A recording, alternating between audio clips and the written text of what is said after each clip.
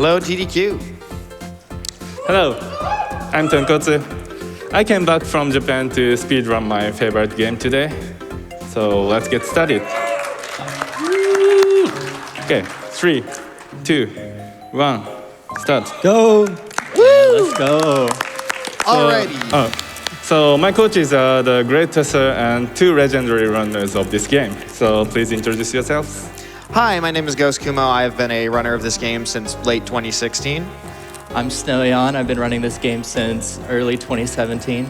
And I'm Migu. I'm a taster of this game and also a glitch runner router. And I am your host, happybythree. Hi, I've been here the whole time. I played this game casually like a week ago.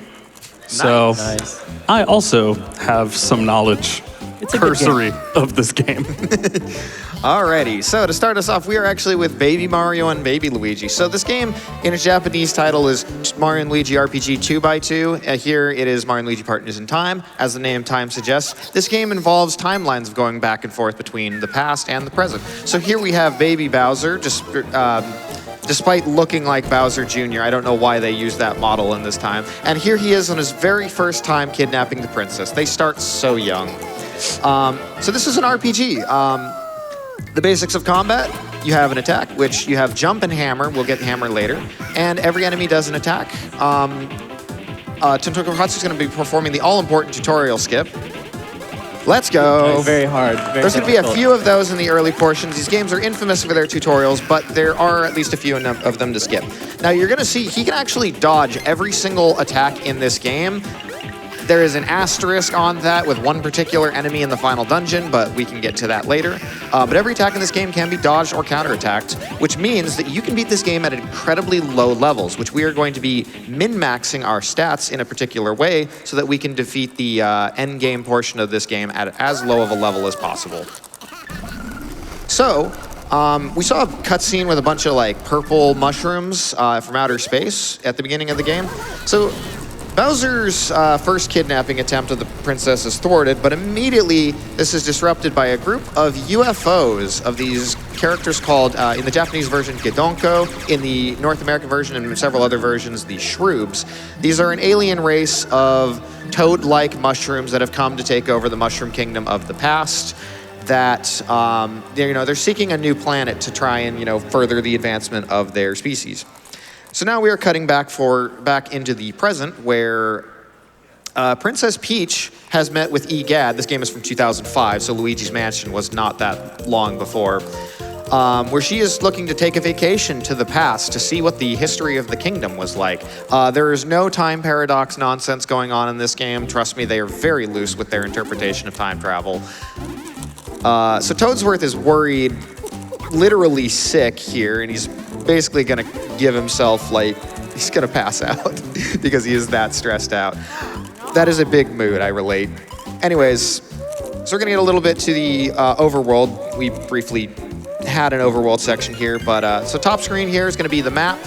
The bottom screen is going to be where most of the action happens, and Mario is going to be moving around. It is a Mario RPG, so you can move around into this kind of quasi 2D, quasi 2.5 dimension plane where you can move left, right, up, down, and jump, which is surprisingly rare for RPGs.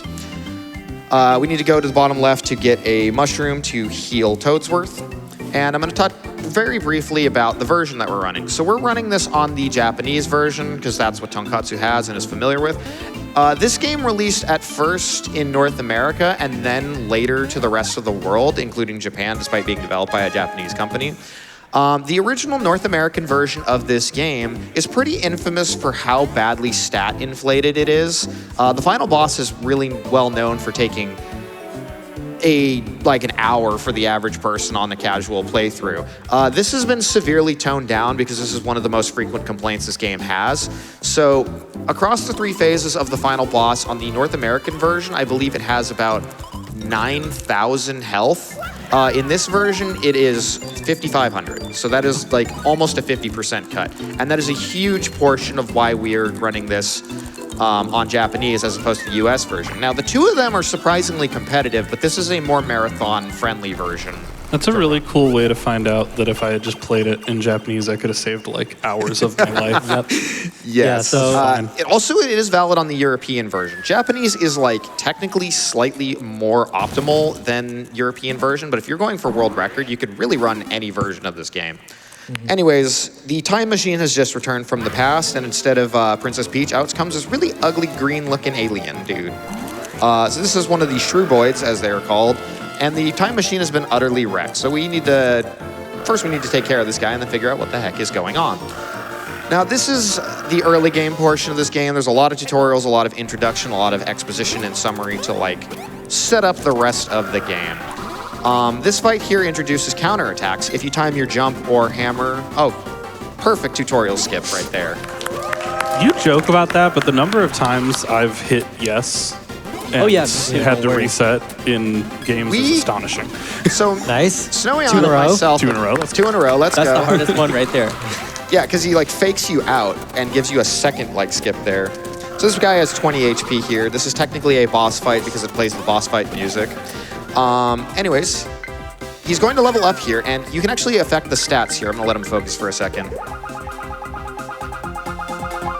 Oh yeah, let's Now, go. unlike the other Mario and Luigi game that has been run several times at GDQ, Mario and Luigi Superstar Saga, you actually can determine your stat level ups. There is a ticker that it kind of goes like 1 1 1 1 1 2 1 3 1 2, and then a bunch repeat. If you press it like right as you see the 1 between the 2 and the 3, you can get it, or you can go like 1 1 1 2 1 2, which is going to be doing that. He waits for the 2, then the 1, and then times it at the 1, and then he's guaranteed to get the 2. There's no chance of that messing up on this version. I believe it can mess up like periodically on the United States version. Yeah, there's a bug in the US version where sometimes instead of getting a 2, you'll just get a 1. And Call those ghost rolls. It's another great reason we're running on the Japanese/PAL version. It's very annoying. yeah, also going back to version differences, unlike most games where it's optimal to run on Japanese, there's really no difference in the text between different versions. All the text boxes you can just skip immediately. And so, but on the US version, there are some exclusive glitches which they patched in the later releases. Some of them are like really minor patches, and it's really funny because we'll get to a skip a little bit later. Spoiler warning, this game is broken. We'll get to a glitch later where they patch out one version in a room, and then we found out, okay, we tested it on North American version. It got patched in the European version, and then the person who found it just found a different one in that same room, like a different out of bounds. So it's just like this game has a lot of bustedness to it. Yeah, so the record currently is actually on the US version because of a glitch which saves time. So, But it's been changing hands between versions a lot recently. Yeah. yeah, so to touch on that very briefly, so this game has a very storied speedrun history. Back in the day, it was pioneered and carried by a flag bearer by the name of Anwanu from Brazil, who was like the top runner of this game for a very long time, inspired me to pick up this game. Any percent was not that broken for a long time. It was about a 4-hour, 15-minute run with like one glitch and one skip. And That's a proper RPG run length. Yeah, got some hair on its chest. Yeah, definitely. Yeah, me and a couple others did some runs. Migu did his first task, which was about 3 hours and 50-something minutes. He knows the exact number. And what happened was we had two fellas. We had Solidified Gaming and Really Tall. Each of them were names known from the Paper Mario: The Thousand-Year Door community. And they had, at that point, come up with Palace. They'd contributed to Palace Skip along the likes of Malio, as well as several other strats and glitches in theory or development in Paper Mario: The Thousand-Year Door. And then when they had shattered that game, they came into our Discord and said, "Hi, everybody, we're here to break your game." And within, in 2017 was the year of this game. A famous Let's Player actually said, "Nobody runs this game. Record must be free." Right about the time we were absolutely taking a sledgehammer to this game. So in that time, Record has come down since that time, before the glitch revolution of 2017, we have cut 2 hours off of any percent. In fact, actually, endgame of this game is so hard to the point that, like, we were trying to solve the puzzle of how can we actually take on endgame because of just how little we can go into it with. Anyway, this whole section here, like, the early game of this game is very full of tutorials and just figuring out overworld movement. Mario's controlled by the A button, Luigi's controlled by the B button. We'll get into a little bit of exposition here of what's going on in the story, but for now, send it over to the host and do a couple donations. Perfect. We can do that. I've got $10 from Parker. This says, "Hi, Tonkotsu. Good luck on your Mario and Luigi run. Rooting for you. Thank you, AGDQ staff and runners, for all you do. P.S. Show us the glitches." That is, of course, referring to this incentive coming up, which I have just checked for the first time, and we are already at $3,460. Thank you so much for that. That's incredible. Total there is 20,000, and I'm told if we meet that, I am going to have to perform one of the glitches. And again, I can't stress enough, I've played this game one time casually like a week ago. So I'll be fine, probably. We've also got $10 from I'm Plushy. I gotta say, this game is really ahead of its time. Oh, yeah. Anyway, We're gonna have so many. what does Mario use to search the internet? What? Yahoo! Oh, you're aging me like 20 years. I surely never had a Yahoo email account. I have an AOL. Oh no. All right, so getting back to games from 20 years ago and not things that aren't from 30 years ago. So we are getting into a overworld encounter tutorial here. You can actually trigger a first strike if you jump on enemies here. We're going to be trying to avoid encounters for the most part. There will be a time we need to do some combat for leveling. Here's going to be the final tutorial skip. It's a doozy. In a second. I'm going to let him focus. This is a big deal. Oh, yeah, let's go. Take a little slow. Yes, all tutorials skipped. We have all lost runs to that. If you hit yes on that one, it's the absolute worst. It's the longest. Yep. I respect taking a second to be safe on that one. And you've gotten all of the others right. Yeah, so a thing to mention here is what we call stair jumping. If you point perpendicular to the stairs and then do a jump, you'll carry your momentum because the stairs are kind of like a flat surface, whereas like when you're going perpendicular, whereas if you're going up the stairs, it's a slanted surface. So this is a trick that actually carries over from Mario and Luigi Superstar Saga. It's a little bit of a way to optimize going up these stairs here. You can tell we have so much to talk about when we're talking about like fractions of a second optimizations on stairs. Anyway, this little buddy here is Stuffwell. He sadly has not appeared in a Mario and Luigi game since Bowser's Inside Story put him on a bus and replaced him with Starlo. But here he's just kind of our tutorial friend, and he likes to say back to adventure a lot in the English version, and we like him for that. So here we have gone into the first wormhole to the past, and this area here is called Holly Jolly Village. It is a location where a bunch of snowy looking toads. They only had Christmas in the past. Yes. Avoiding that enemy. Yes, the Shroobs have destroyed Christmas. In fact, the mayor of this town looks like Santa, and they're just blowing this place up and abducting the toads for some strange reason. We'll get to that a little bit later, but this is one of the darker Mario and Luigi, or one of the darker Mario games in general, if you like really think about it. We can touch on that in the next chapter after this. Absolutely. We haven't mentioned it yet, but you can probably see on the screen. This game's interesting because you can actually advance text with all the buttons on the DS, even L and R. Yeah, so you'll see him mashing like insanely fast to get through this text. I was gonna say, I feel really bad that like we're hanging back here chilling. You were doing like very casual, cool commentary, and Tonk's up there like just hammering away at hammer. A, B, X, and Y, since those are all the buttons that control the four brothers of this game. We'll get to Baby Mario and Baby Luigi in just a second. They're X and Y. Mario and Luigi, A and B, and then also L and R for some strange reason. So it's just, this game, one of the bigger challenges of speedrunning this game is just learning how to mash correctly. I think Tonkotsu even like sometimes puts like a thing on his thumb to help mash faster without damaging his thumb. Yeah, I noticed he's got like a cloth of some sort. So you can mash all four face buttons at the same time. It's really smart.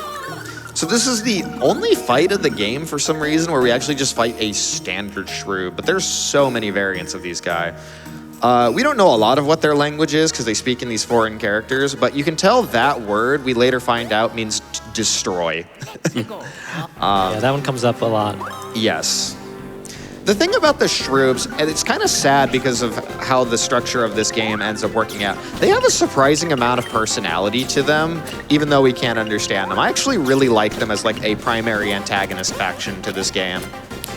So here we're going to take out one of these Shrooms here, but it's not going to matter because the timer at the top of the screen is counting down our number of turns. What do you mean? Are we not gonna win this fight? I don't think we have a chance. You can actually defeat one of the Shrooms. It doesn't really matter for the sake of the game. But rip, the run's over. Sadness. Run's over. Oh, GG. We have to start over. Yeah. Oh no. Okay. Never mind. Well, marginally okay. Mario and Luigi don't look great.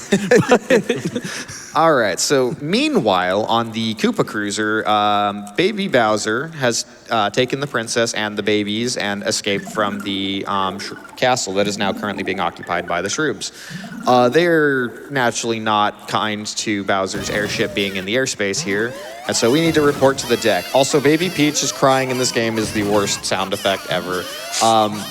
Normally we say not to, because I know it can be sometimes bad manners, but this is a game I welcome people to post like baby rage and like baby crying emotes and shit. There will be a lot This of that. feels There is a like lot of that. Baby Mario in Yoshi's story for the SNES erasure.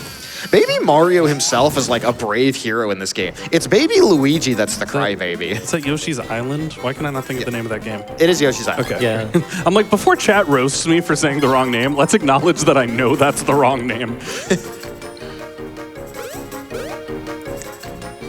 Got a second for what's going on with Donos? Sure, we're just making our way to the bridge here, All and we're right. gonna be serenaded by Baby Princess Peach's crying. Onward to Donation World. We have $50 from Jackie that says, Mario and Luigi Partners in Time was one of my favorite games growing up. Such an underrated game in the series. GLHF. We've also got $50 from Solres. PIT has always been my favorite M&L speedrun to watch due to the insane bros attacks we get to see. Good luck on the run, Tonkotsu. Thank you. Thank you. So Bowser here is going to come under fire. Their cannon runs out of ammo. Stuff like that's going to happen. But we make our way near Holly Jolly Village. Bowser's wondering what's going on. The Koopas are saying, hey, these people are being attacked. Bowser's like, why should we care? And the princess is going to start crying, so just preemptive sound warning there. So Bowser finally says, all right, we will let Baby Mario and Luigi take care of this situation if it will shut her up. It's good to know that canonically they have the same feelings as runners do about the sound. I'm sure we've all heard our fair share of crying. I live with two nephews and a niece. I have been around many a baby crying. All right, so now Baby Mario and Baby Luigi are going to go save their older selves. And as one of the donations mentioned, the bros attacks. So as I mentioned at the start of the combat explanation, you have a basic attack and base and hammer, but you also have bros attacks in this game. So we'll explain those once those come up. There are 10 different bros attacks in this game as opposed to just the 8, 2 of which were like unlockable in Superstar Saga. But the ceiling on bros attacks in this game is considerably higher. Rather than bros attacks being held by like a resource like BP in pretty much every other Mario and Luigi game, they're items in this game, which means that they are disposable, and that does matter at some points. Here's the green shell. You can kick it up to 16 times, and if he gets it perfect here, I think that's enough to finish one of these enemies. It's been a while. It's still really nerve-wracking. Even the beginning. Yeah, this one is one of the easier ones to max out. Oh, Lucky's good, so that saves a little bit of time.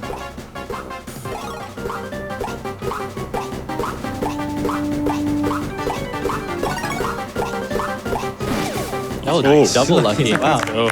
So yeah, timing-based bros attacks. We're not going to be seeing that much of the green shell just because its upper ceiling is fairly low and it gets outclassed very quickly. But yeah, so it's usually like an interactive mini game where you do a whole bunch of stuff. Some of the ones near the end game are theoretically infinite. So My favorite kind of infinite. absolutely. So it's only limited by your ability to actually execute on them, which means you can rack up tons of damage. And in fact, that's part of what makes the TAS so busted. I definitely recommend at some point to check out Migu's TAS of the current version of the game, which is, I mean, it's a little bit outdated, but it is like still shows off much of what is doable. And it is like an hour 50 something, hour 51. Yeah, the hour 52 task, I think is actually still pretty up to date. There's only maybe like a minute of time save with better RNG stuff. And that's on theoretically a less optimal route than what we're watching right now. For TAS, I think the route that the TAS uses is still pretty optimal. Yeah, there's not. Yeah. There's definitely things that we have to account for, like human error with the real-time run. Yeah. Anyway, I'm sorry, Tonka's never made a mistake in his life. I'm not sure what you're talking about, human error. Hopefully we'll get to see some We're Infinite Bros watching moves. peak gaming right here. Yeah, when we get to the final section of this game, there's gonna be It's going to be a treat. it's gonna be a treat. That sounded like I was doing a bit, but genuinely, Tonka's so good at video games. he really He is. really is. Yes. Yeah, so to give a bit of elaboration on the history of this game as a speed game. So there was 6 years that Snoion held the record, that kind of the activity died from like 2018 till about 2023 or 2024 when Tonkotsu and another runner by the name of Reef417, shoutouts to him, he's doing the Japanese restream commentary, I believe. Hi, JP Restream, we love you. And they, the two of them have really helped to push this game down further. We had another runner by the name of Snoion who just runs like every Mario RPG at a very high level. Like he's second place in Superstar Saga now. And we'll get to the current record holder at some point. Anyways, as they were flying over the princess's castle in the story, they intercepted a signal from Princess Shroob, the main antagonist of this game, who just is sending us a warning like, you know, we're taking this place over, we're not to be messed with, and then sends a giant missile at the ship, which causes us to crash land into Bowser's Keep. And this is where the run kind of like really begins. We just had a 20-minute prologue. Yes, we love prologue. Seems like a Mario RPG, guys. Yep. That tracks. From a viewer perspective, it actually looks like very simple and easy, but as you can tell, Tonkotsu's been mashing this entire time, and we're finally going to get a thumb break here in a few minutes, taking a bit away from the mashing. Thumb breaks are lovely, but y'all heard about donation breaks? Oh yeah, absolutely. Wink. All right, I've got $25 from Connor Frogman. It says, I'm so glad to see this game get a spotlight. It was my first Mario and Luigi RPG. I can't believe my ears hearing that final boss I spent way too much time on as a kid got nerfed. Gambare Tonkotsu. And $25 from Vinegar Tom. Mario and Luigi is one of my favorite series, and Tonkotsu is doing awesome. I'm loving the commentary so far. Let's get this glitch exhibition. And just to check on that, we are at just over $4,000, which means we're just above 20% of the way there. I know it seems like we have a lot of time, but this run's gonna go faster than you think. Tonk is too good at video games. Chat, I need you to be better at speedrunning that incentive than Tonk is at speedrunning Mario and Luigi, which is a big ask. Yes. Just a bit ago, Tonkotsu picked up a few green shell blocks.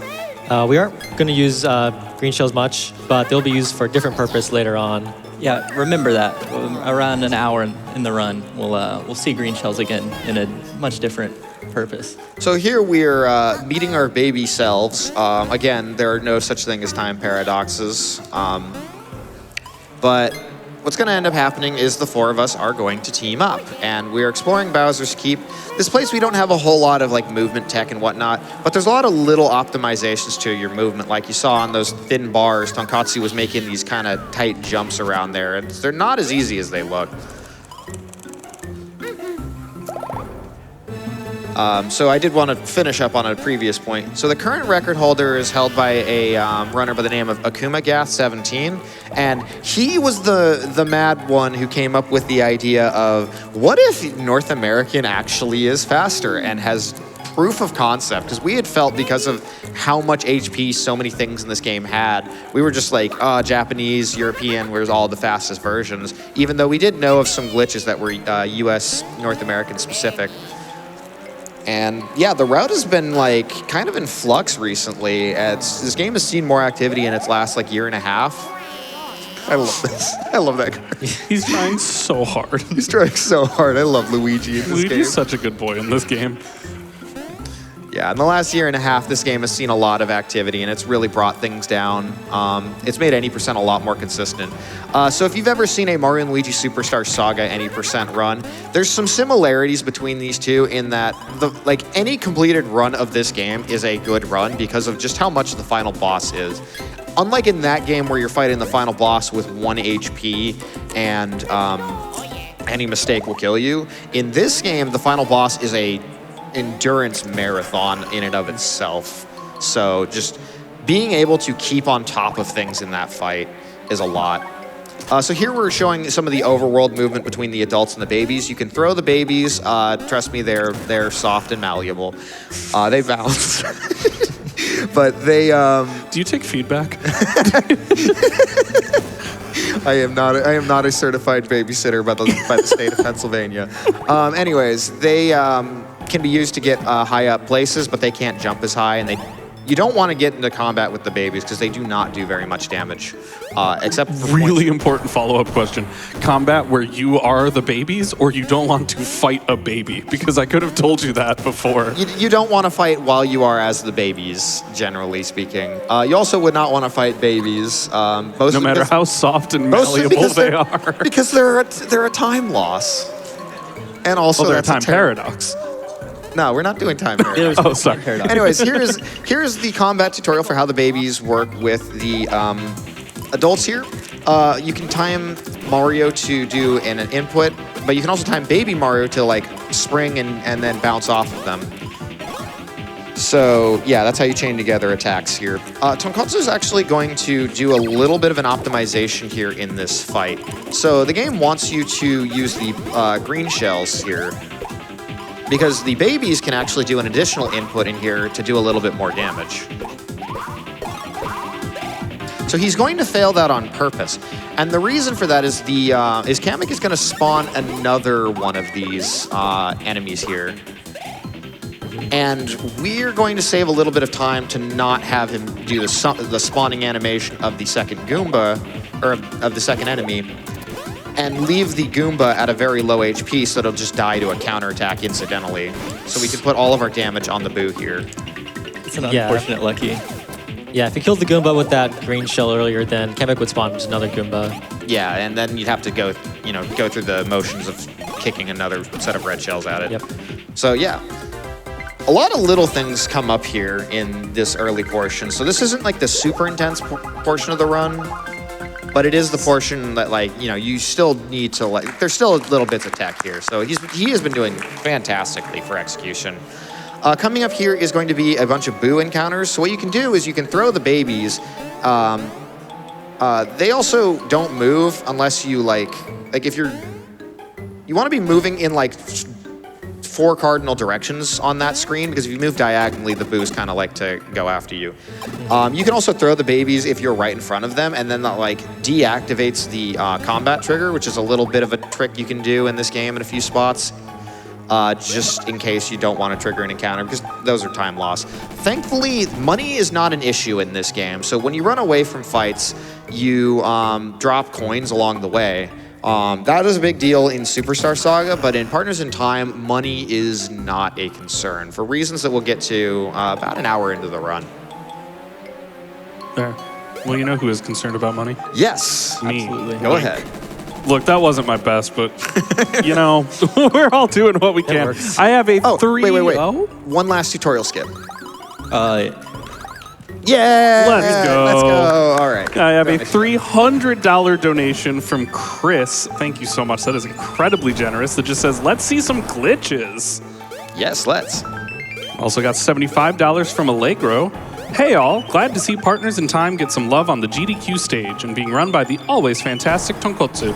Best of luck with the final boss gauntlet and shout outs to awesome couch crew. Hey, that's you guys. Let's smash that glitch showcase incentive, Twitch chat. You don't want to miss that. Yes. Allegro is one of the longtime members of the community, so very glad to hear from him. Platforming in this game is harder than it looks sometimes. Platforming on this kind of flat surface can be a little tricky. So here we're coming up on a dark room. Are you gonna go for it, Blind? Yes. Yes. All right. All right. Have to. So we'll let him focus on this one.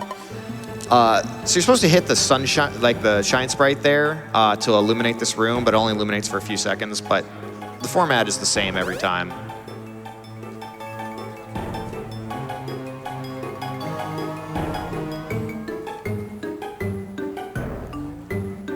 Let's go. Okay. Very nice. So that saves the time of having to hit the shine sprite to illuminate the top screen. So that is very well executed. We're gonna do another dark room later where he's just gonna basically have to do that because the pathways are so much more narrow in the later one.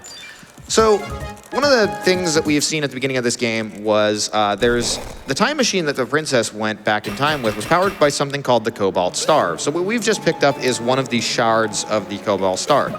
This is a very important plot MacGuffin. You actually are supposed to collect shards enough to be able to get into the final dungeon, but we'll get to that later. But finally, here is supposed to be like Bowser's room, and here we're gonna see a younger Toadsworth and a baby Peach just kind of hiding away here. But they've also found a time warp hole, which we don't know where that goes. And it's gonna take us back to the, I mean, we know, but like, it's gonna take us back to the present. Or back to the future, if you will. I love the like random gibberish in these games. Like Mario and Luigi are silent protagonists in the sense that they don't have text boxes, but they have so much personality in these games. Oh yeah. Oh yeah. All right, so we got time for donation here. All right, we can make that happen. I have $50 from Genius Game M that says, "What's this about a glitch showcase? Take my money. Thanks Tonkotsu for the wonderful run so far. Ganbare." And we have $10. Numbers are hard. It's a little screen. Be cool. $10 from CJ. Hi.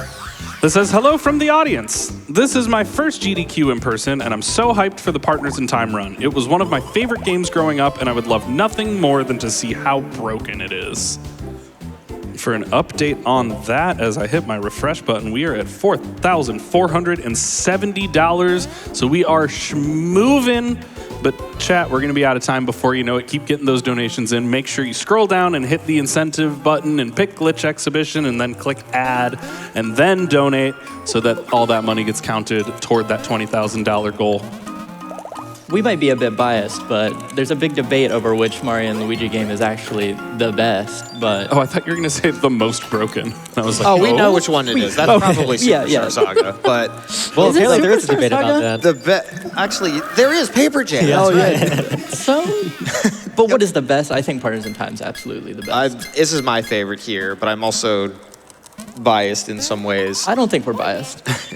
So yeah, donate for your favorite Mario and Luigi game, or your favorite Mario RPG, because we are the representatives of the Mario and Luigi and just Mario RPG speedrunning scene in general for this event, so very honored to be finally showcasing this run. So in this cutscene here, we saw that the Cobalt Star is kind of like trying to find the rest of itself. So it opens up a wormhole in the castle here. And here we're getting a badge tutorial. Badges will be important. This is the salvage badge. It just kind of like, you have a chance of like getting an item back that you use. Not very useful, but we'll be getting some really useful badges that are integral to the speed of this run. The real protagonist of this game is the star going on like a few years overseas after college to find itself. Pretty much. It's a coming-of-age story about the star. Oh, we'll get to that. Anyways, so the Cobalt Star, like when it popped out, it seemed to really agitate the Shrewboid Brat that EGAD is studying. So that is our clue that it might be something valuable to actually like fight back against them. So that's kind of our clue to how we're going to deal with this shroob threat. Anyway, there's a funny little cutscene of young man Spry Toadsworth and old Toadsworth just getting in an argument because older Toadsworth thinks that in going to the past, Princess Peach is like de-aged. He's like wondering why baby Peach is like, you know, so young. So annoying. Oh, no, sorry. Hey, question for you, because Yes. I don't know how fast we're moving. How far are we from first boss territory? So that is about 42 minutes in. I mean, technically there is the boss Okay, yeah. of the, there is the boss of the Shrooboid Brax that plays the boss theme, but that's only a technicality. I was gonna challenge chat to get that sweet, sweet 800K before the first boss, but they're gonna have to work for it if we're looking at 42 minutes. Yeah. Yes. I'm still gonna challenge you because why would I not? But y'all are gonna have to come through because we are close. So not only is this like a direct sequel to Superstar Saga, but like from a speedrun perspective, it's also very glitchless. And very soon we're going to see the first glitch of the run. And from there, it's just only going to keep getting more and more broken as we go. Yes. So this pink toad is not Toadette, but I forget her name. But she is one of the toads that went with Princess Peach on her excursion to the past. And she's basically telling us what happened right after Bowser left with Baby Peach and the baby Mario and Luigi. They were attacked by Princess Shroob and all of the Shroobs here. She managed to flee, but came caught in this place here called Toadwood Forest. And Toadwood Forest is maybe the most morbid place in the history of Mario. So what these trees do is they suck up what they call the Vim, which if you don't know what that word means, it just means like the energy, the like spry, Force. like life force, but also like happiness, joy, enthusiasm. And they suck it through the roots and send it to the factory in the center of the forest. This is a routine thing in this game where as a character is trying to let you know something really important, they routinely get attacked by the Shroobs and like turned into a mushroom before they can finish what they're saying, which is kind of a like actual big problem with how the game like skirts around certain details where it's just like, what were they trying to say? So here he's picking up a bunch of fire flowers along the way, and that's going to be the main bros attack for the next two bosses. It does actually have some use on the boss after that as well, so it does probably see more use technically than any individual bros attack as far as number of bosses are concerned. This place has some really tight movement around some enemies here, but what he's going to do is he needs to hit these 6 boxes to then move this like ball of fire and make like this giant massive flaming ball to burn down part of the forest so that they can proceed to the center factory. Remember, listen to only you can prevent forest fires. What's the bear's name? Smokey? Smokey. Yeah. I was like, I had This is only I had you can Yogi. start forest fires? I had, yes. It's like, so just be responsible and don't start forest fires. This game is not sending good messages, and we're having children do it at that. This is very hard. All right. Yes, that is nice. like one of the hardest enemy dodges in the game. Good job. All right, chat has clearly taken me seriously because number continue to go up, but Yeah, you can we're, clap like, for that. Let's go. ostensibly 4 minutes away. So we got, if I can do math, like 2,600 to go, 2,552 now. So let's make it happen, chat. I'm reserving my excitement until y'all give me reason to be excited. There was recently a way to skip this whole section that was found. It only works on the US version, and is probably also task only for now. So that's one little thing that the US version has. It's a little better. That's probably fine. We'll see the clipping through the weird geometry coming up in the next area of the game. So it's kind of similar to that. Let's go. I think I'm hearing and I'm going to confirm. Yes, we did break the 5,000 mark for the glitch exhibition. So we are over a quarter of the way there. Flying. Over a quarter of the way there. And like 2.5K left to that 800,000. There's so much stuff to get hype about coming up. So a lot of the stuff in this game involves splitting up the adults and the babies, and you can reunite them. There's all sorts of these little pipes that reconnect them together. So here he's putting he's grabbing an item and getting some money What he's going to do is he's going to have Mario land on the spikes here, which normally that's land? supposed to, like, boot you back out. Okay, second try. Come on. Perfect. Nice. Let's go. So that is a frame perfect 1/60th of a second trick, where on that specific set of spikes, if you put Mario there and the frame that he makes contact with the spikes, you switch over to the babies and then back, Mario's able to walk on the spikes. And we are now doing this entire area in reverse. Yeah, normally if you want to do this, normally there's a few floating platforms which are basically auto-scrollers which you have to sit through. But by doing this clockwise instead, all of those are skipped. Yeah, Saves so this, about a minute. Yeah, this saves like a pretty good chunk of time for this section, while also just making it more fun to do, if I must be honest. We've got a pretty good contingency hanging out behind us. So folks in person, can we get that 800K countdown started once we break that 798? Thanks, friends. Also, I appreciate nobody acknowledging when I made a really bad pun. That is exactly the energy I need from y'all. That I'm like, Mario Land, and you're like, I refuse. I'm not laughing. I'm not acknowledging it. You don't deserve it.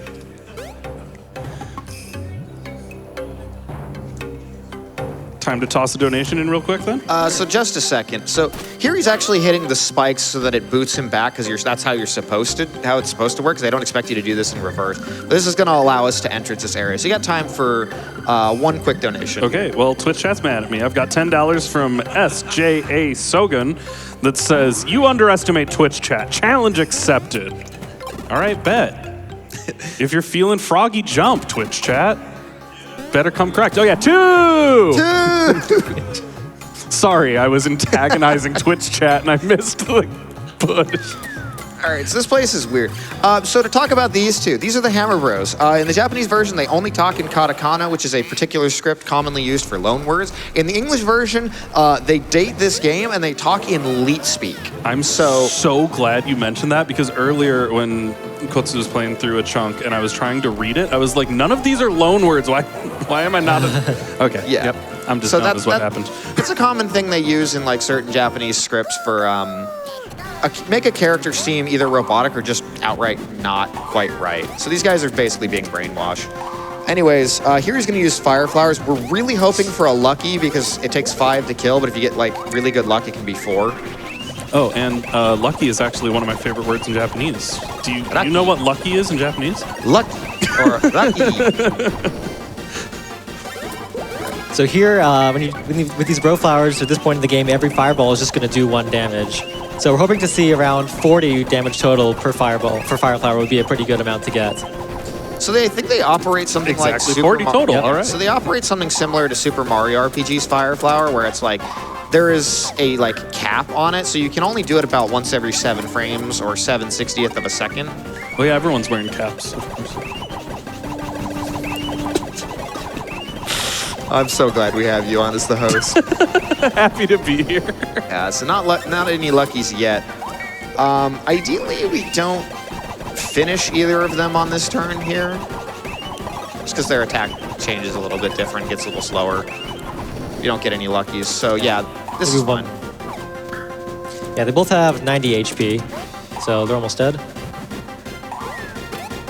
This boss theme is a banger, by the way. I believe this is the only game composed by Yoko Shimomura in the on the schedule here, but I love her work on this series. So she's just absolute like all-time great composer, known for stuff like Street Fighter, Kingdom Hearts, Live Alive, which we had last AGDQ.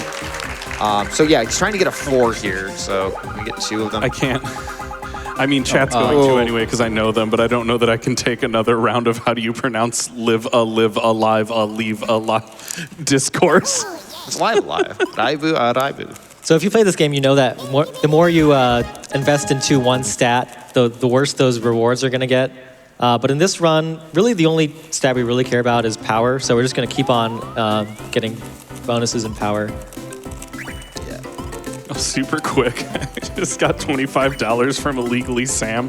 It says, remember to use your commas, couch. Let's go fight, comma, babies, not let's go fight babies. God.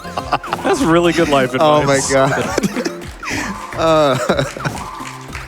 So now the Hammer Bros gave us their hammers. So the babies are the only ones that can use hammers in this game, not the adults.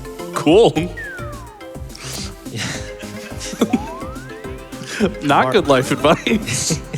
Don't let babies use hammers. You know, Apparently I'm going they to be need controversial. self-defense. I'm going to say don't give babies hammers. Yeah, so this is unfortunately an unskippable tutorial. But it does a good job of demonstrating for us just how this stuff works. The babies being able, the important thing to actually keep in mind is that when the babies are going to burrow under the ground, they stack. And that will be useful for a trick that we will see here fairly soon. Anyways, this place is Vim Factory, or where the Vim is being brought to and used. We'll get to what it does soon. But we're going to start seeing some genuinely glitchy parts to this game. So this game is like on a 2D plane, and there's a lot of like 90-degree angles, but sometimes there will be like inward pointing corners, and you can kind of like wedge your movement kind of awkwardly into it and eventually clip into it. So we're going to actually see here one of the first out-of-bounds clips in this game. In just a second. Here, he just has to lower the platforms. Also, everything in this place looks like it has a face, and it's just really unsettling.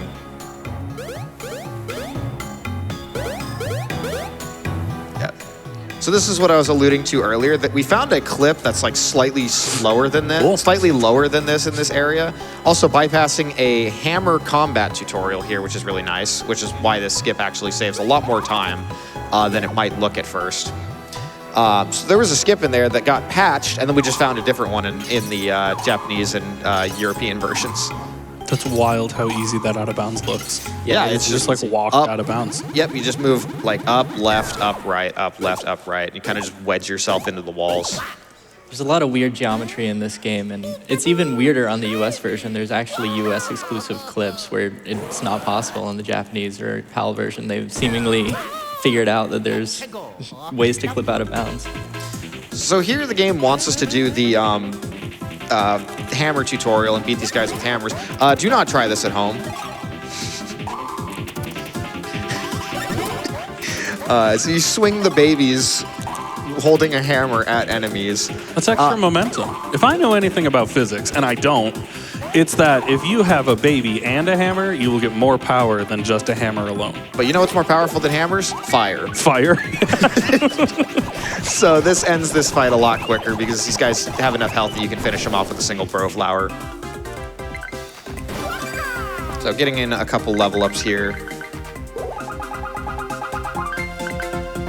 We need more bro flowers in our life. Buy your bros flowers. Yeah. Get the homies flowers. Flowers are great. Like, I don't understand why there's this thing about like, you know, flowers are only for girls. And like only like romantic? Like, nah, just send the homies some flowers because it feels nice. Flowers are nice. They make the place smell better. Anyways, you have a time for a quick donation. Awesome. We have $25 from Yoshizilla. Yes. What's up, gang? It's YZ here. So proud that Partners in Time made it into AGDQ. I've waited for this moment for so long. It's also great to see so many familiar faces on the couch. Much love for myself and the other Mario RPG runners for Tonkotsu during this run. We know you will do great. Shoutouts to everyone involved for making this run possible, and thanks AGDQ for giving this game the spotlight it deserves. From your friend, Yoshizilla. Very well said. Thank you so much, Yoshizilla. He ran Thousand Year Door at AGDQ last year, and he's actually been like running several of the Mario and Luigi games as well. He was one of the runners of this game, I think like 2019. Very valued member of the community. But here we're gonna actually do a glitch we call, actually you know the ledge name. clipping, yeah. Ledge clipping. So here we're gonna stack under this ledge, and that will actually allow us to clip up inside that block. And then Baby Mario can just hammer that block and go on. So that skips the entire room where there's a lot more to do. So a whole bunch of auto-scroller stuff there. So that is a cannonballer. That is the third bros attack. We're gonna be using that a lot on this next fight here. Got time for one more before the fight? Yeah, so this next part here is just going to be a little auto-scroller. There is some optimization here, but it's fairly minor. Oh, perfect. Auto-scroller is like a host's favorite word. I have $50 from Mr. Shasta. Hi, Tonkotsu. Hello from the back couch. Hello. As a member of the Mario and Luigi community and a big fan of the Nintendo DS, I couldn't miss out on seeing this run live. Best of luck with this run, and good luck on Gate Skip, the hardest trick in the game. But in all seriousness, I'm sending my energy for all the green shells, pocket chomps, and copy flowers used in this run. Also, hi GhostKumo, Snoion, Migu, and Happy. Y'all are lovely as always and doing very well. Thanks, Thank you so much, Shasta. Shasta. Thank you. Not to be controversial, but Yoshizilla and Shasta, kind of great. I Kind of agree. big fan. Me too. I like how you say controversial. Like, It's like, like that's been my throwing like bit of shade. the week is leading with not to be controversial, but and then something everyone's gonna agree with.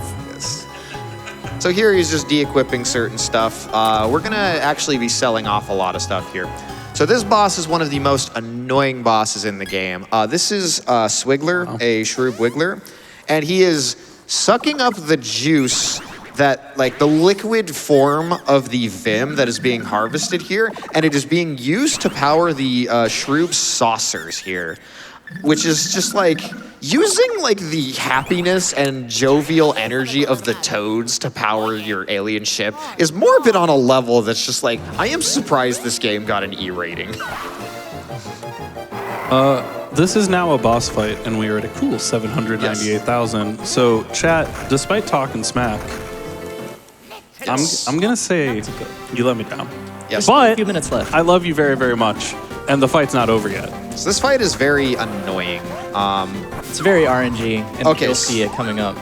So these Dr. Shroobs here, they can call forth a red mushroom or a gray mushroom.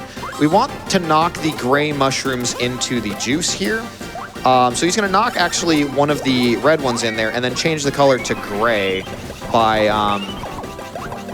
hitting one of the Shroobs on the side. Swiggler likes to counterattack every time you hit him when he is red. So you want him to drink the concoction when it's like purple like that, and that makes him weaker. It increases the amount of damage you deal to him, as well as makes him docile so you don't get counterattacked. I know he's the bad guy, but I feel a connection to him and how much he needs a silly little drink at all times. Yes. Like, I feel heard. All right, so this boss has 200 HP. This is one of the bosses you kind of want to calculate damage. I'm actually doing so here just in case. You also Because- notice we're doing damage to the Dr. Shroobs on the side as well. And we want to keep track of that as well, because if we kill both of them at the same time, we can use a Fire Flower on the Swiggler, and it'll do a lot more damage than even this Cannonballers. So hopefully Tonkotsu will be able to kill both of the Dr. Shroobs at the same time. I'm sure he's keeping track of the damage that he's doing to both. Yeah, this is a very luck-based fight. So, More than likely, we're going to see 2 red mushrooms here. yeah, so he's just gonna One! We've got 1,000 to go to 800K. This fight's almost over, but chat, y'all can absolutely do it. I have every reason to believe that chat could come through and get us 800 by the end of this boss fight. It's not too late to make me look wrong, y'all. So he's now at 123, and the Cannonballers will bring him down to 98. So, When there's 2 red mushrooms, then all you want to do is just do 2 Cannonballers, because we don't want to have him, the drink be orange with the red mushrooms. Nice never lucky, mind. by the way. Never mind, 91. I'm keeping count here just because, like, this fight stinks because just it is so likely you end up like 2 HP away, and it would be faster to finish it that way. Like, God, I don't like this fight. On the Just, next there's so turn, much He'll volatility. be using a Fire Flower, and hopefully the Dr. Shroobs will die at the same time, so we'll get to do a lot of damage on Luigi's turn. So that cloud attack there's like a couple of frame window where if you time your release, so you saw it like kind of bounce backwards and hit again. Also, he just gets real buff here. Little God. Zoidberg action. Performance enhancing mushrooms. Anyways, yes. All right, hopefully.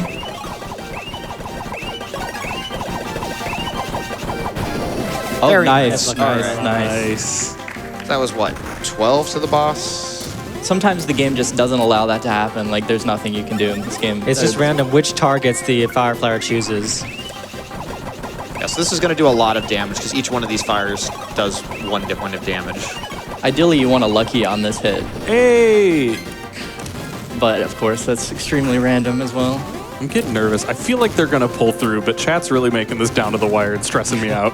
It's almost over. He's got a very low It's health. so close. 7!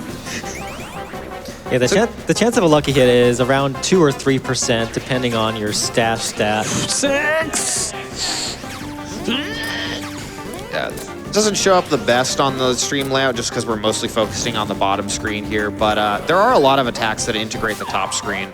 So this game was actually developed on like a pre-DS kind of development kit. It's like fascinating if you find pictures of like the development of this game, but they didn't have like touchscreen features. Like there's one single touchscreen feature in this entire game that's kind of gimmicky, if I must be honest. But they were getting used to using 2 screens. There's a lot of really interesting integration of both screens.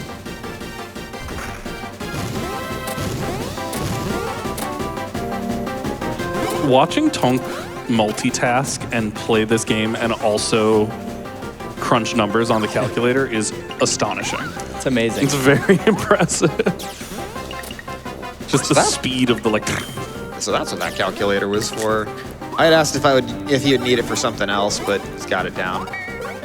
So ideally, Swiggler will die on this turn, I believe. Oh! It's close. right down to the wire. Oh my god.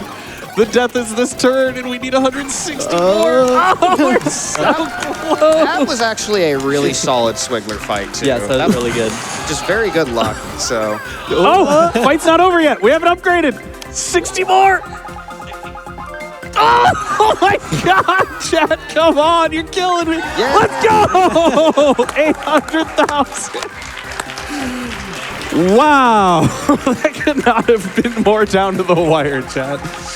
Hey, between you and me, maybe next time, a little sooner so I don't panic. That'd be super cool of you. Thank you so much, everybody. That is incredibly generous. Do y'all mind if I take a second to read some of what got us there? Once we're done with the thing here, although we haven't really been letting him focus on this one. Baby Luigi's one does matter quite a bit, actually, because he missed the 4 earlier. It's going to have to hit the 3, and it's pretty difficult.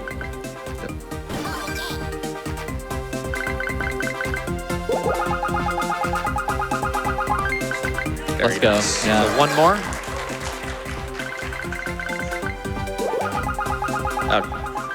Nice. Let's go. So he was able to recover that. Very nice. All right, so there's just going to be like oodles of cutscene time here. We're just getting another Cobalt Star Shard, so you got plenty of time for donos. Perfect. All right, let's see some of the folks who helped us hit that 800,000 mark. We have got $100 from Crow Phoenix that says, donating to meet the challenge. After all, there's no one that rises to the occasion like the Mario Bros. $50 from Bell Moley that says, hey yo, love the MNL series, Partners in Time especially. Here's to glitch exhibitions and charitable milestones. We also have $25 from Night Strider. This donation is to my wife, who's sitting next to me. We always love watching GDQ events together, and this morning we decided to have a little date of duck donuts and a good cup of coffee while watching AGDQ on the couch. Here's to my wife, who is my partner in time. Aww. So cute. My wife and I also watch GDQ together, which is to say I watch GDQ and my wife is in the room. That's very wholesome. I love puns for like very wholesome stuff. It's so cheesy, but it's so nice.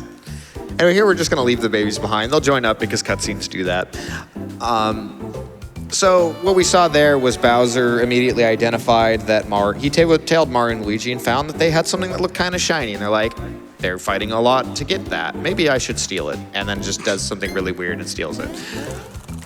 So EGAD here is telling us now about how a whole bunch of time holes are just starting to open up in the Princess Castle.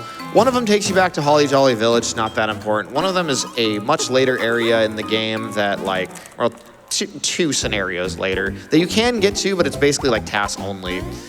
So here we're gonna actually be attempting something called the money glitch, which is a frame-perfect trick where you, the game still reads the value of a, like... money glitch later. Oh, okay. Yeah, it's after Yoshi's Island. Okay, so that's changed in the route. All right, thanks for correcting me. Anyway, so the babies here are going to just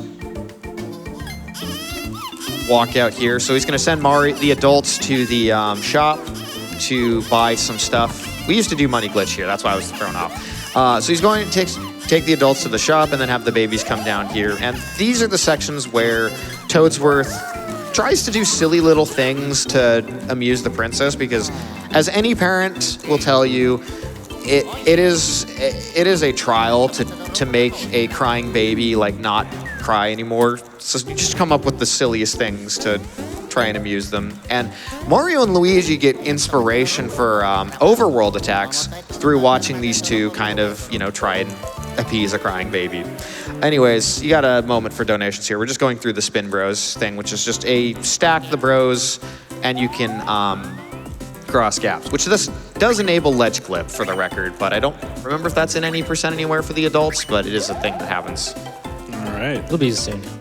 We've got $25 from Z's that says, had to work from home today. Shout out to my wife and 3 babies in the in-person audience. I'm going to turn around to see how baby these babies are.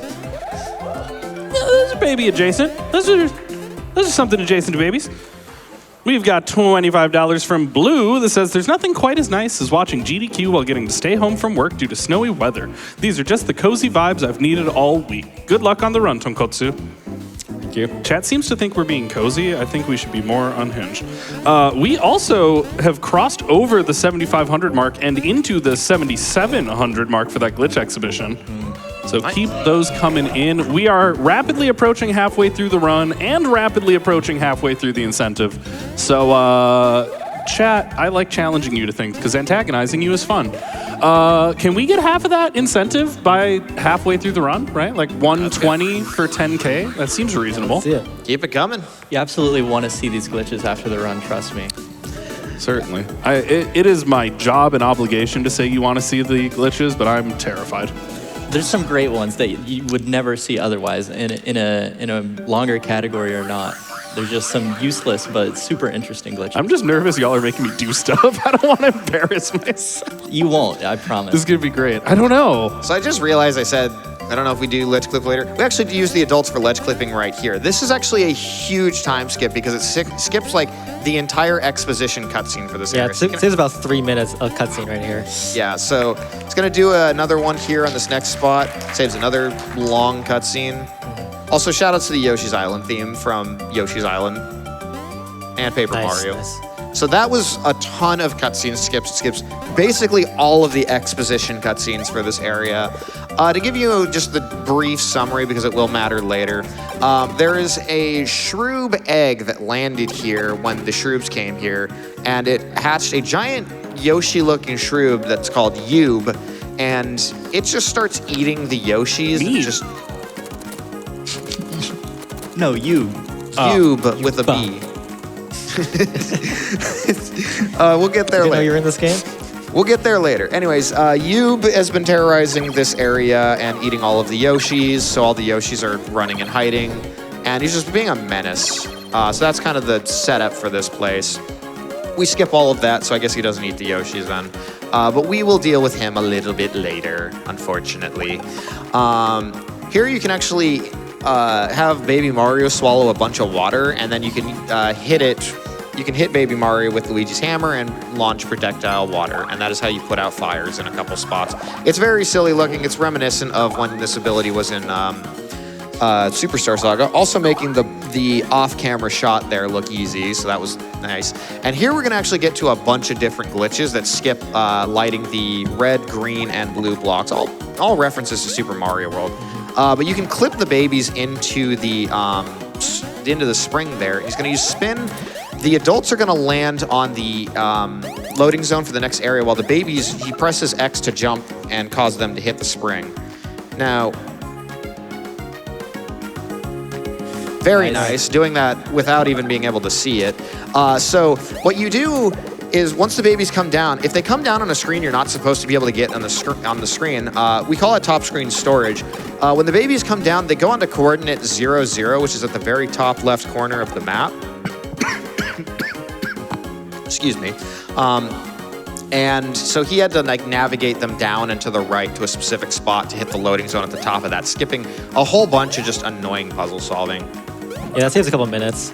And then also when the babies leave the top screen there, the camera also locks. So that's the reason why, even when you switch the babies, normally the camera goes to follow them, but the camera was locked because it was trying to play a cutscene or something. You don't really know exactly everything that happens during that glitch. Time to throw a couple in. Oh, you got time for one. All right.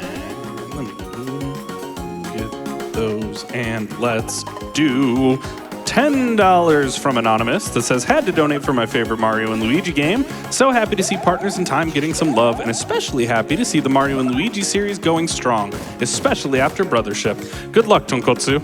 Yeah, we're so glad to see Brothership came out. Spoiler warning, I don't think it's likely to get into a GDQ anytime soon because it's a very segmented game. So even if you can break it, it's hard to like sequence break it a lot. So it's like currently 8 hours, but it's come a long way. Like we were expecting it to be like 12 or 13. So it does have some interesting developments in its own right for sure. There are more glitches being found as we speak as well. Yes. Every day there seems to be a new skip. Seems like that's a bit of a theme with Mario RPG runners. Yeah. Yeah, strangely enough, I think the least broken game is Bowser's Inside Story at this point. Just not a lot of stuff useful there. So here we're going to do another bit of top screen storage, and this is actually... Oh, it's unfortunate. Yeah, so there's a bunch of enemies that are a little hard to avoid here. He's doing a great job. So these enemies are, extremely difficult to avoid. So digging is preferred. Yeah, that'll allow you to completely ignore all the enemies, but it's twice as slow. Because if you get into this encounter, it's kind of likely that the babies will die, and the run would just be over. So taking it a bit safe. So as the save block here might suggest, there's a boss fight on this screen. You can see Kamek right there. Just going to do a save here. You scared him. You Anyways. were like, if the babies die, the run ends, and Tonk's like, I'm a save. So he's going to do top screen storage here, and he's going to use the 0 coordinate to...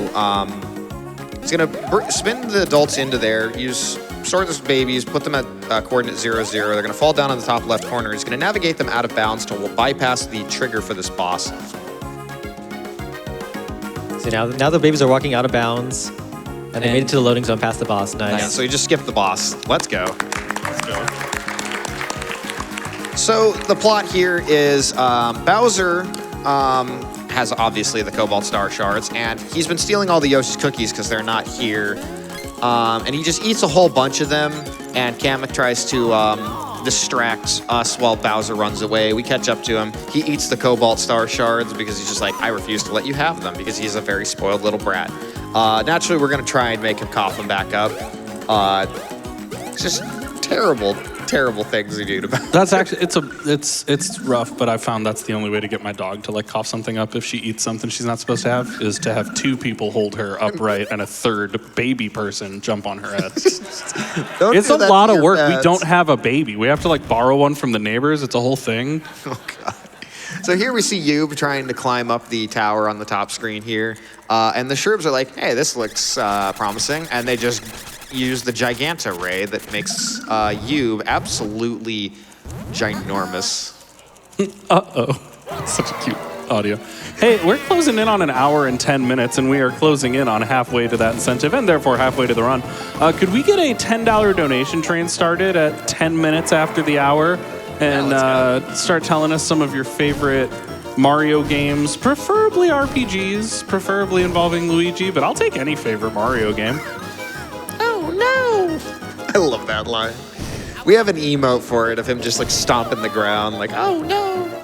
Anyways, so naturally Bowser went in there. We need the Cobalt Star, and they're also just stunned. So we just get eaten by this big pink dinosaur.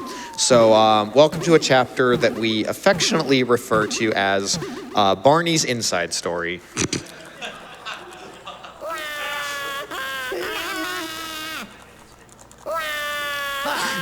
You mentioned the music earlier, but I think this is the first area that has actually like really good music. Yeah, this area, I mean, I like Vim Factory quite a bit, but like a lot of the area themes in this game are great. I'm really sad we don't get to Thwomp Volcano, because that is, like, you hear that once and that's just in your head the entire day. We will have a very brief part where we get to Gritzy Desert, which was one of the most beloved tracks from this game, so much that it made it into Smash as of like Brawl. So, So Luigi secretly has been hoarding cookies. He happened to find a few that Bowser left behind. That's smart. And it is the easiest way to appease crying babies. He actually got those in one of the cutscenes that we skipped. Yeah. So where do they come from? I have some thoughts about the interior design choices of the inside of this dinosaur. So a fun thing to note actually about this particular section, by the way, is there are actually 2 instances of it in the game's data. One of them is before you open it, and another is after. And we know this because you can actually clip out of bounds here once it's been like opened up, and that actually saves like a little bit of time. It's difficult to do. I don't know if Tonkotsu will actually try for it in the marathon, but you can't do it initially. Otherwise, it would save like a lot of time here. But you can do it on the second instance of it, where it saves a little bit of time. Yeah, One of the very few skips in this game that I actually found myself. Yeah, the 2 versions are completely different rooms. Like the 0 point is in a different place. The loading zone to the next area doesn't exist in the original version. So the original room is really just what you see there on the map. The rest of it doesn't exist yet. We just crossed over that hour 10 mark. So chat, start getting them in. Make me talk about Mario games and judge your opinions. Why am I being so antagonistic to chat today? I just woke up and chose violence, and I'm not sure why. So in there, he found one of these fruits that he's going to feed to a Yoshi. Essentially, what we need to do is free all these troubled Yoshis from being terrorized by shrooms or just otherwise caught into things. And they're going to push the boulder, which is going to open up a passage in Yube's gut to get us to lower into his digestive tract. It's a very weird, like, hybrid of organic and machine here. Yube is just a very strange creature. With a quilted floor. Yes, but it also lights up. I believe this is the only enemy we're going to see that actually has a weakness. Sunnyside, actually. Oh yeah, you're right. So this is Ice Flowers. So it says critical here. That means that you hit a weakness. It's not a random. Lucky is a random. And they have like 78 HP, I believe. So, like, if you do a really good Ice Flower, you can hit them in one turn, but it has to be like a really good one. You can accidentally mess it up and have to do like a jump attack to lose. Yeah, with the critical bonus, every fireball or every ice ball is going to do 2 damage instead of just 1. And if you get a lucky and critical, then every ice ball does 3 damage. Hopefully we'll see that later. That'd be nice, yeah. It would save a lot of time. Another RNG boss coming up.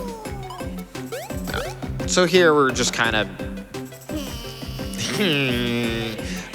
bringing all the Yoshis out here. So this whole section is fairly straightforward. So you got time for reading some donations. Get them in, chat. This run's gonna go by quicker than you think. So We'll be surprised.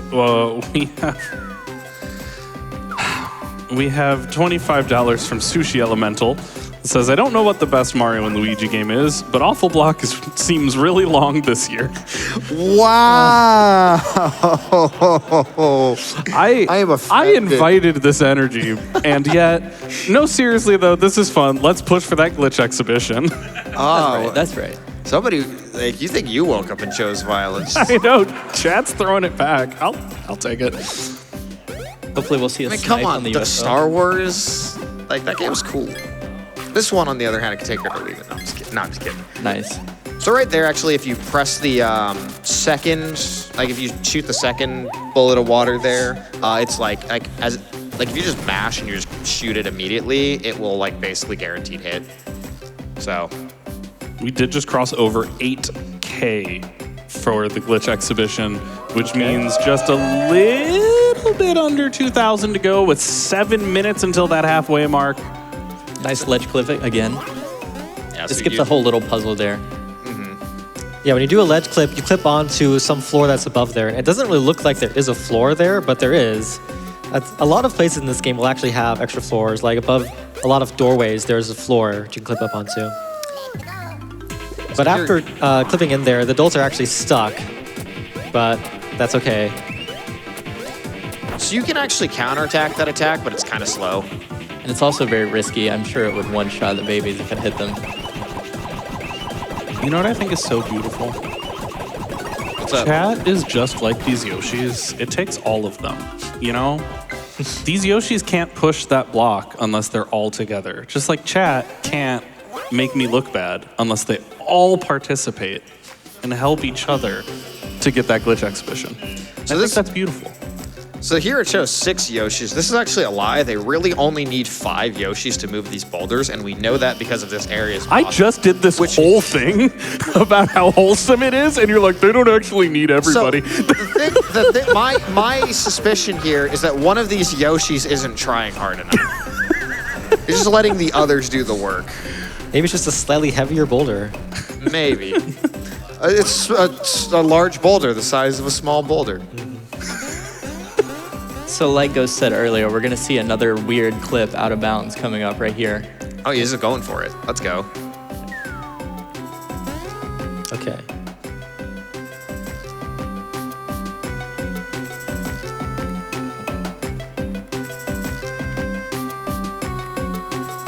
Shout out to T-posing Luigi.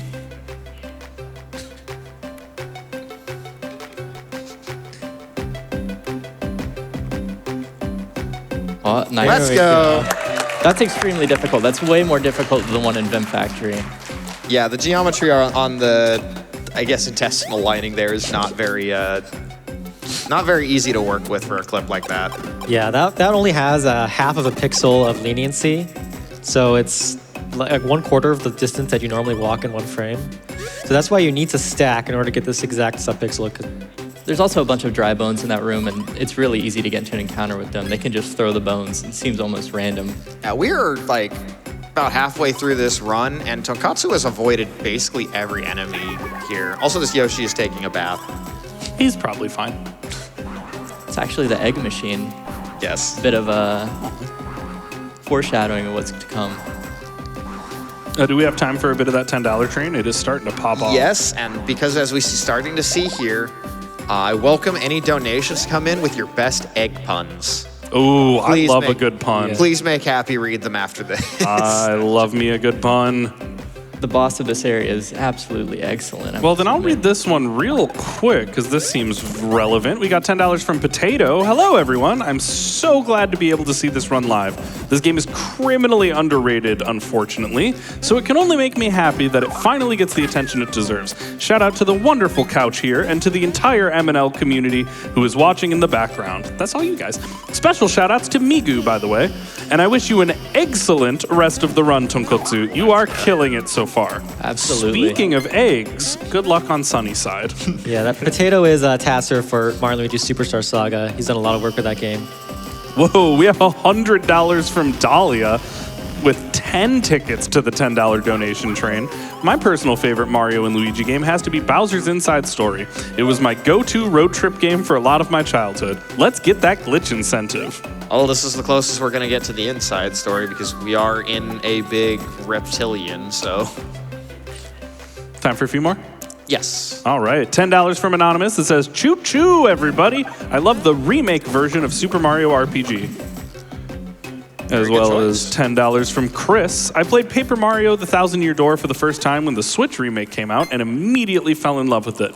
Now watching this MNL run, and I want to play this one too. You should do it, it's fun. From the live audience, this game is great and the run is great too. Oh, live audience. Hey, you should play it, it's really fun. I agree. So here we are with this fella named Toadbert. He is dealing with amnesia, as is the JRPG/visual novel trope. He has a painting here with the princess, the Cobalt Star, and the, I guess calling it a painting might be being a bit generous. But it is hand-drawn art. He put a lot of work into it, and it is artistically valuable. Anyways, but a lot of it's smudged up, and there's supposed to be a spoiler there that we get to later. But he doesn't really remember the significance of the drawing or anything like that, which again ties into a theme of characters finding out things, trying to tell us, and then things getting in the way of that.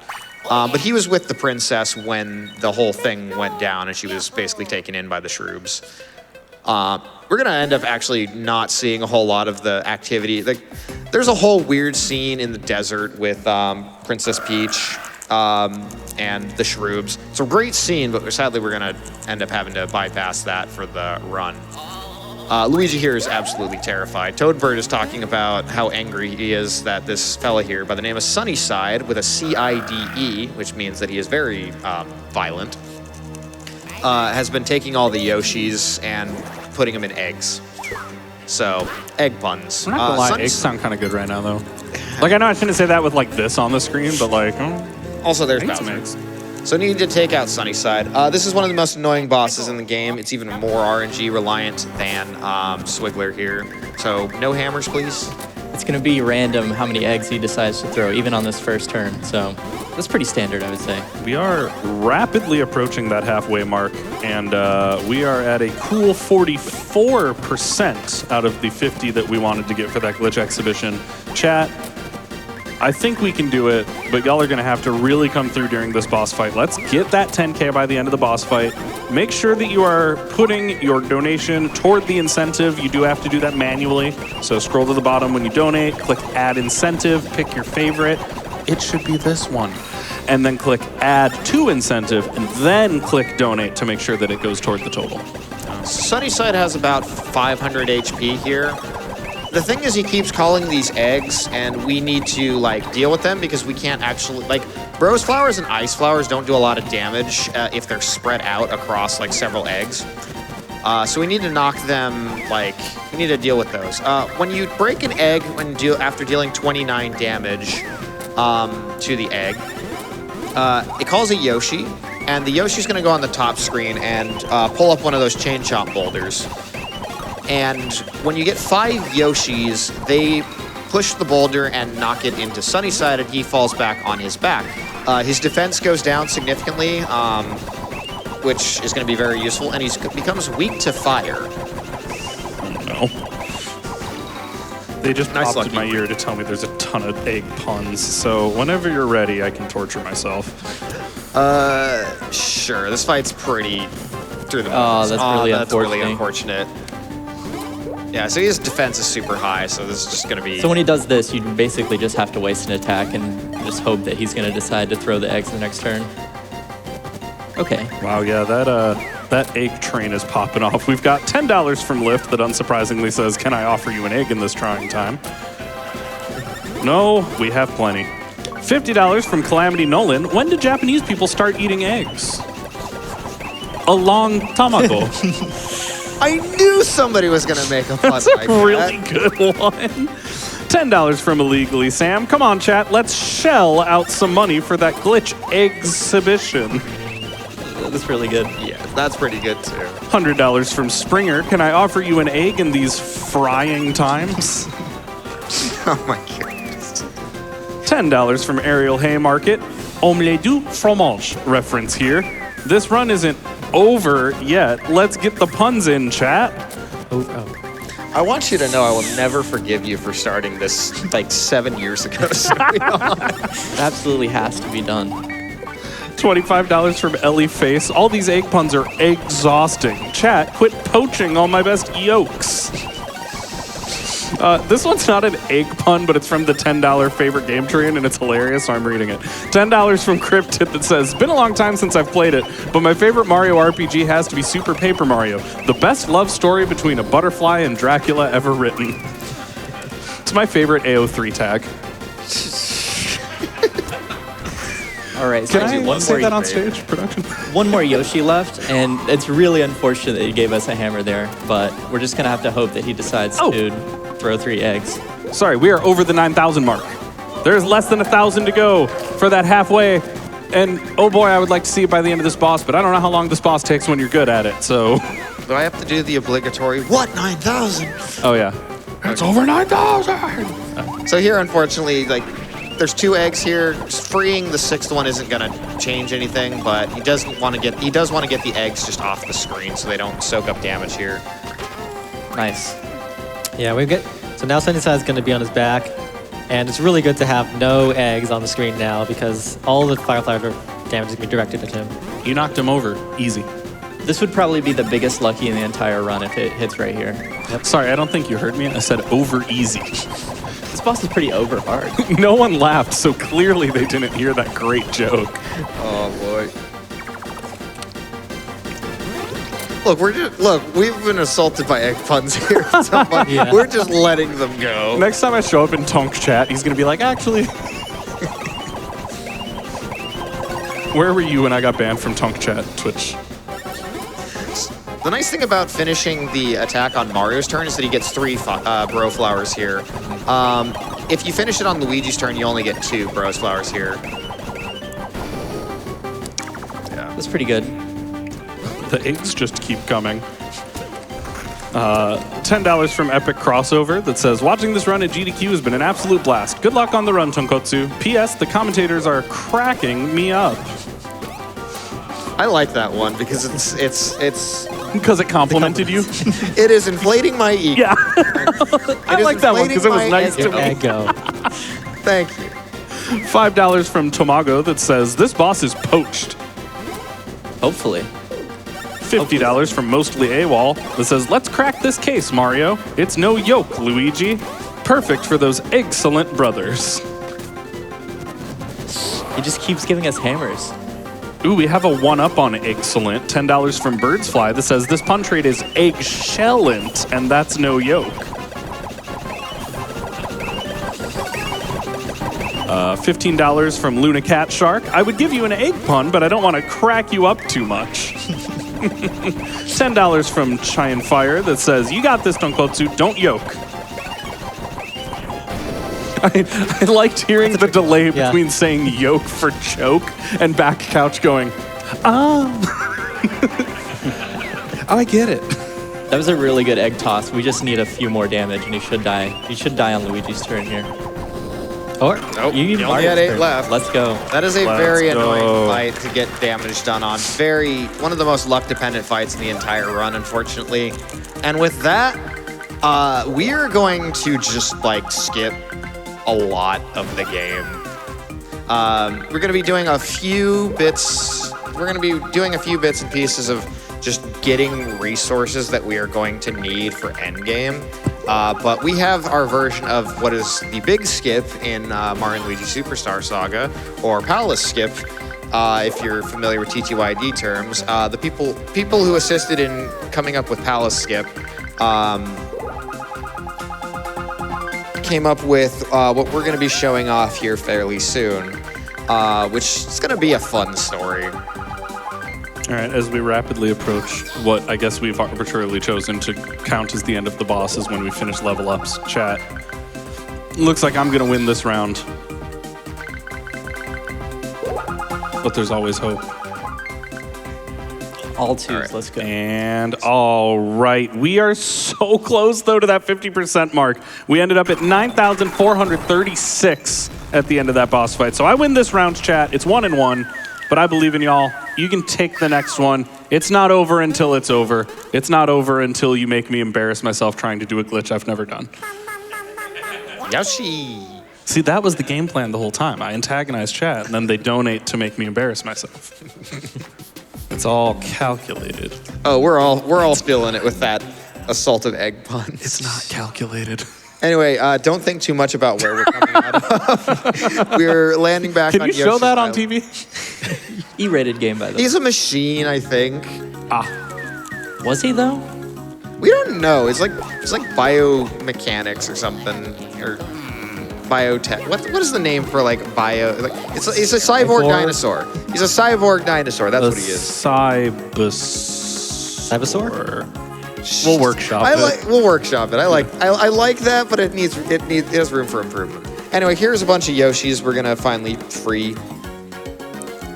Alas, we cannot skip this cutscene coming up here, but yeah, so you have a good chance to read some more donations. Alrighty, let's jump back on that favorite game train because we do have some fabulous donations for that.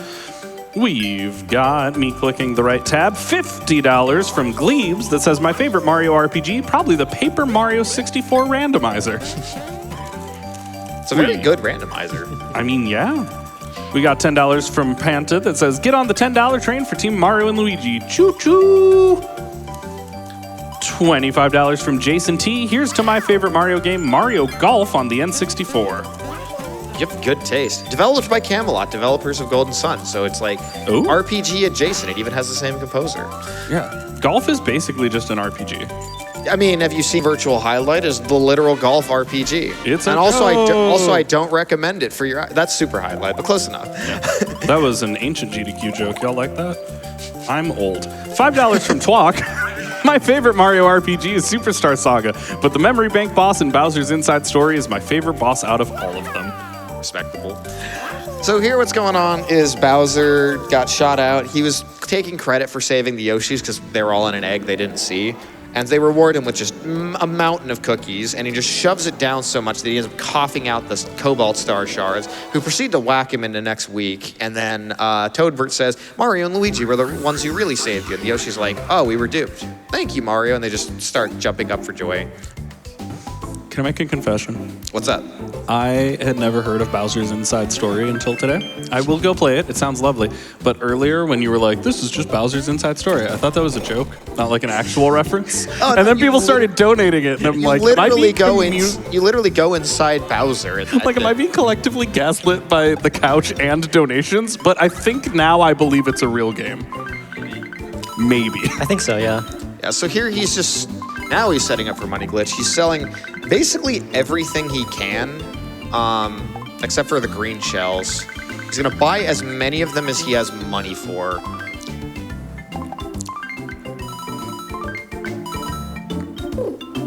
All right, so what he's gonna try and do, okay, so he has, I guess, a safer strat than we used to do. It's gonna be, there's a frame when you sell like an expensive item where you make it so that the cheaper item is being sold for more. So he is now selling 99 mushrooms for the price of, he's 99 green shells for like the price of a one-up mushroom, which is like just quintupling his money instantly. So money is no longer any obstacle. And he's picking up red peppers, which increase your offense. He's also going to pick up Great Power or Big Power badge and EXP boost badges here as well. He's only going to need one Great Power badge because despite the fact that I said that this game's route has been fairly stable for 6 years until kind of a renaissance last year, the route we're going to be showing you today was finalized Saturday. And when I say Saturday, I don't mean like Saturday, Saturday 20, I mean Saturday, like Saturday, like the day before this event. Cool. It's a brand new route. Yeah, so we have to give a shout out to Lucas, who found a really useful strat that makes endgame for this game a lot more bearable because, like, we're going to be getting the best badge for speedrunning in the game earlier than you're really intended to. Yeah, all we're doing right now is preparing for the final area because once we learn this next move, the Bros Ball, that'll be our ticket to actually enter the final area. Yeah, so Egad basically mentions that, like, he's been getting a strange reading from the top of our castle in the present day, and that is the wormhole to Shroob Castle, the final dungeon of this game. It is accessible, the entrance for the castle, from halfway through the game or so, but you need to collect all 5 star shards to actually enter it normally. But we'll get to that in a little bit. We've been building up the hype for it, but There's still around 30 minutes. We're going to have to get all the equipment we need just to even be able to fight the final fights.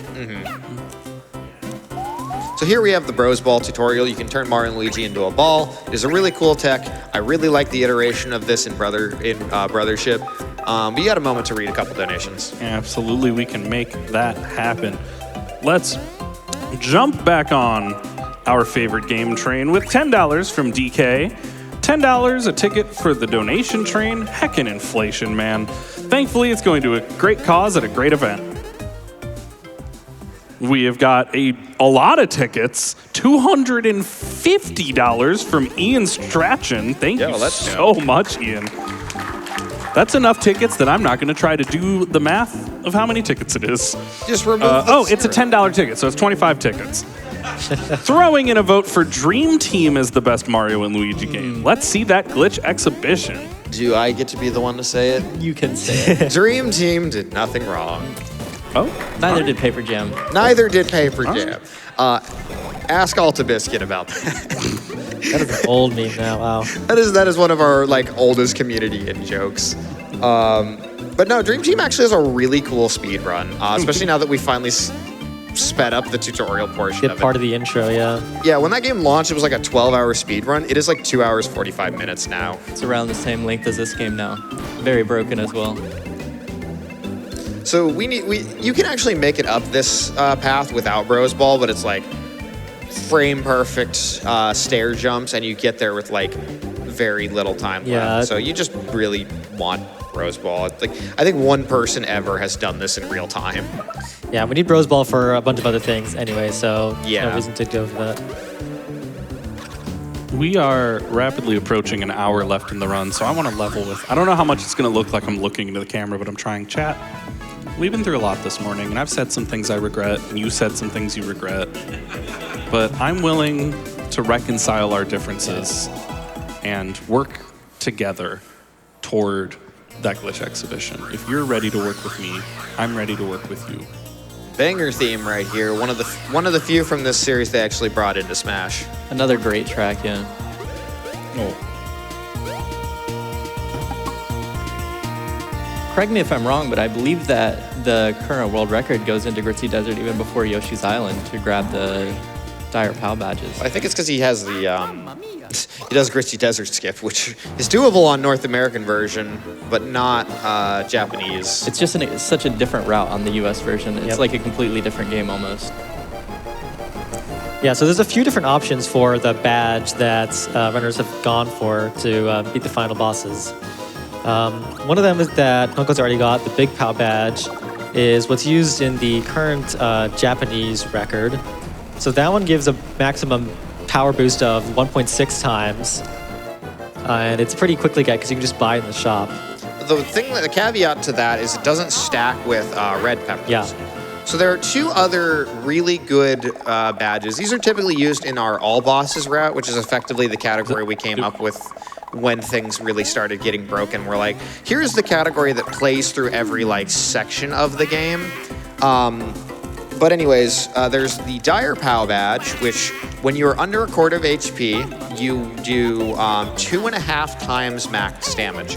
The other one, which we're going to actually be getting here, is the Risk badge. The Risk badge is the inverse of the Mush badge from Mario & Luigi Superstar Saga, where instead of wanting to have more shrooms... we did it! Halfway. We got halfway. Let's go. Thank you, chat. They accepted my apology.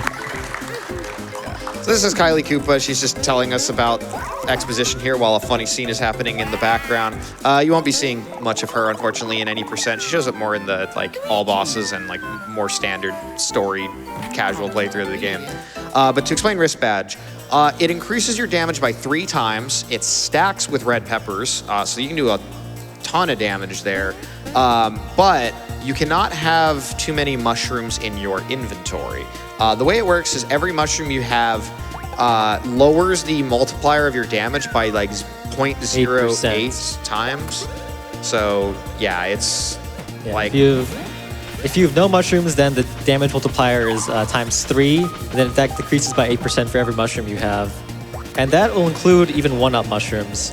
Yeah, that's a key thing there. So it makes later portions of this run still fairly risky, but it's a little bit better still than Dire POW, not just because it does more damage, but because the amount of time that, like, because you also have to intentionally take damage. So he's doing a bit of a...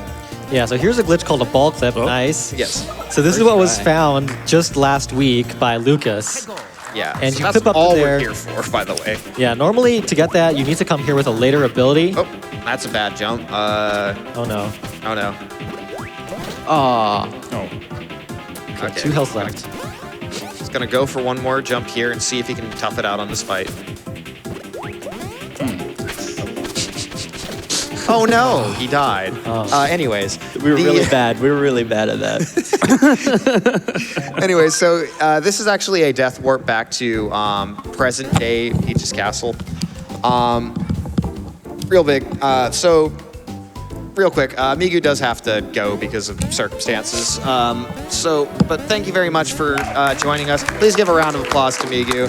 It's kind of unfortunate, but you know he is a big part of our community and helped out with passing this game and finding a whole bunch of strats. So he unfortunately is not able to join us for the entirety of this run, but you'll be with us in spirit for the rest of it. Absolutely. We love our tassers. If your community is lucky enough to have people building tasses for it, please thank them. Feel free to donate to thank your community's tassers. I'll shout them out. So what he just did was what's called ball clipping. So when you turn into a ball with Mario and Luigi, your characters move backwards about 8 pixels. And this is going to be really important for this glitch here, which is, like, we're going to the entrance of the final dungeon. There's not a lot to work with. We were wondering how the heck we were going to ever crack this in order to be able to get into the final dungeon.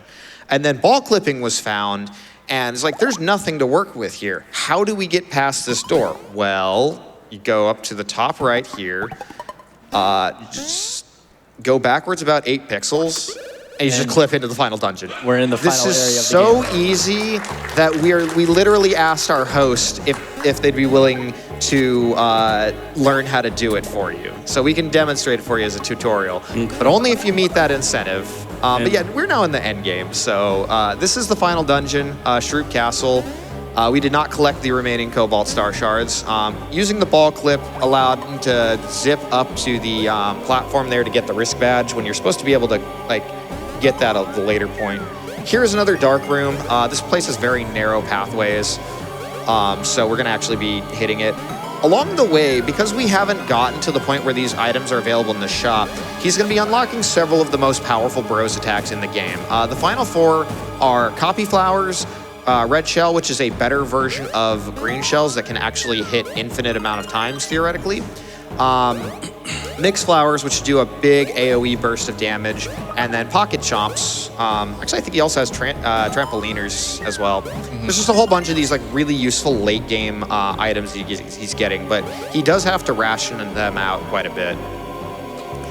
We are just under an hour left in the estimate. Yes. Just over 50%. So it is going to be tight, chat. And We've he's been gotta killing make it this happen. run. He's been killing this run, so I'm expecting the estimate to be somewhere in the, like, 220s. Yeah, definitely. We gotta more make like, this It's more like happen. 45 minutes than Get those donations in. Chat, Absolutely. I am ready to up the ante. Yeah, don't be waiting last If I'm minute. going to learn a glitch anyway, I might as well learn the whole run, right? Yeah, absolutely. If we hit the glitch exhibition, I promise at some point in the year of our Lord 2025, I will do a complete speed run of this game. You might change your mind after you see these final bosses. It'll be fine. Yes. I did not say I'd like it, but I'll do it. Yes. Well, this route here actually makes this a lot more simple than it had been in recent years. Having the ability to do risk badge so quickly actually really helps.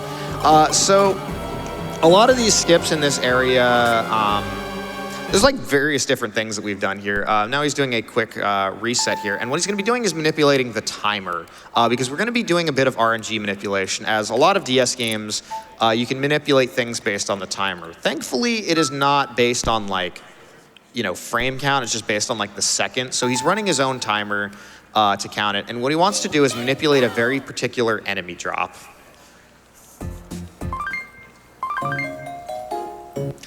So one of the advantages of the Japanese version is you actually load on the title screen fastest, making this the fastest version, technically speaking. We saved a couple seconds there. It's absolutely worth it. Yes. So he's picking up the space trousers, or space pants as we call it. It's actually what the name is in Japanese, but space pants just sounds funnier than space trousers. This is a reference for like 5 people, but can I get some love from my drum corps folks in chat who remember Space Pants Band 12 years ago? Let's go. So Let's here we're go doing Space Pants. a ball clip on this, like, loading zone here. This is one of the final bits of tech that, because Really Tall, she found a whole bunch of stuff on like Final Dungeon and on the US version. So this is one of the few bits that, like, was kept in the any % route of all versions, because a lot of the US specific glitches don't work in the Japanese version, but it is really nice to be able to do them, to do that one here. So every second, it's gonna determine how many enemies are in this fight, and we're gonna take a couple fights here just so we can level up. We're gonna want to be around level 13 for the final fights. If we went to the final fights right now, we would absolutely just get destroyed by the final bosses. But we're gonna take a few minutes to level up here. Good time to shout out some folks in the donations. Absolutely. All right. I'm not sure I believe this one, but I have $50 from JD Puppy that says, of course Bowser's Inside Story is a real game. I also really enjoyed its sister, Kamek's Outside Story. The environments in that game were breathtaking. I just don't know if I'm convinced. I mean, Got $5 from Twitch chat. It says, we Let's go, regret chat. nothing, but we will smash that incentive. All right, nice. It worked. The RNG manipulation worked. You see how we get just one bomb, two ghoul guys. So we're going to be trying to get up to, I believe he's going for level 13. You can do 12 or even 11, but 13 is like just more for safety. The final boss, even with all that we're doing to min-max our power, knowing all the boss's patterns, is still a long fight, and it is by far the scariest thing about this run. We've been hyping it up, but we promise the hype is real. The hype is absolutely real for these final fights. Time for some more?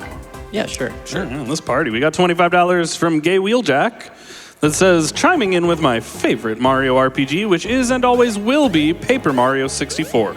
P.S. On the off chance you're a couch commentator who has only just heard of Bowser's Inside Story for the first time, you should play it, if only because it has one of the best final boss themes of all time. So fun fact about that boss theme, there was a time when you go to YouTube and you just type in best video game music ever, that was one of the top results, was just the final boss theme of Bowser's Who's the Inside composer Story. for Bowser's Inside Story? Yoko Shimomura. Yeah, not shocking. Again, all bangers all the time. $10 from New Goods that, again, not sure I'm convinced. My favorite Mario RPG has to be I Am a Teacher, Super Mario Sweater, the knitting program for the NES. Interesting. That sounds fake. It's like but it's just a little bit believable, it's right? It's just believable It enough might be. that some like somebody drinking way too much coffee and some homebrew development software just came up with. Right? I'm like scared a now game because I feel jam. like chat's going to start sending fake games, and I'm going to watch this back a week from now and see how many of them I believed that weren't real. I kind of want to do like a blind stream of games like that. That would be fun. I'd blind stream the Mario Teaches You Knitting game. Seems fun. We're going to do a few more intentional encounters here to level up, and then we're going to do another RNG manipulation to get the best gear in the game, actually, for Mario. So an important thing to note is by ball clipping up here, we've skipped like half of this dungeon because you're supposed to go through these like warp pipes to even get up here. This is serious time, this fight here, by the way.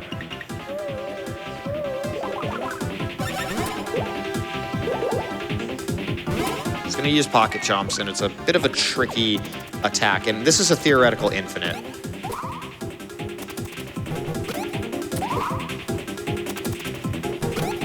So this is going to be a while, but it is focus time.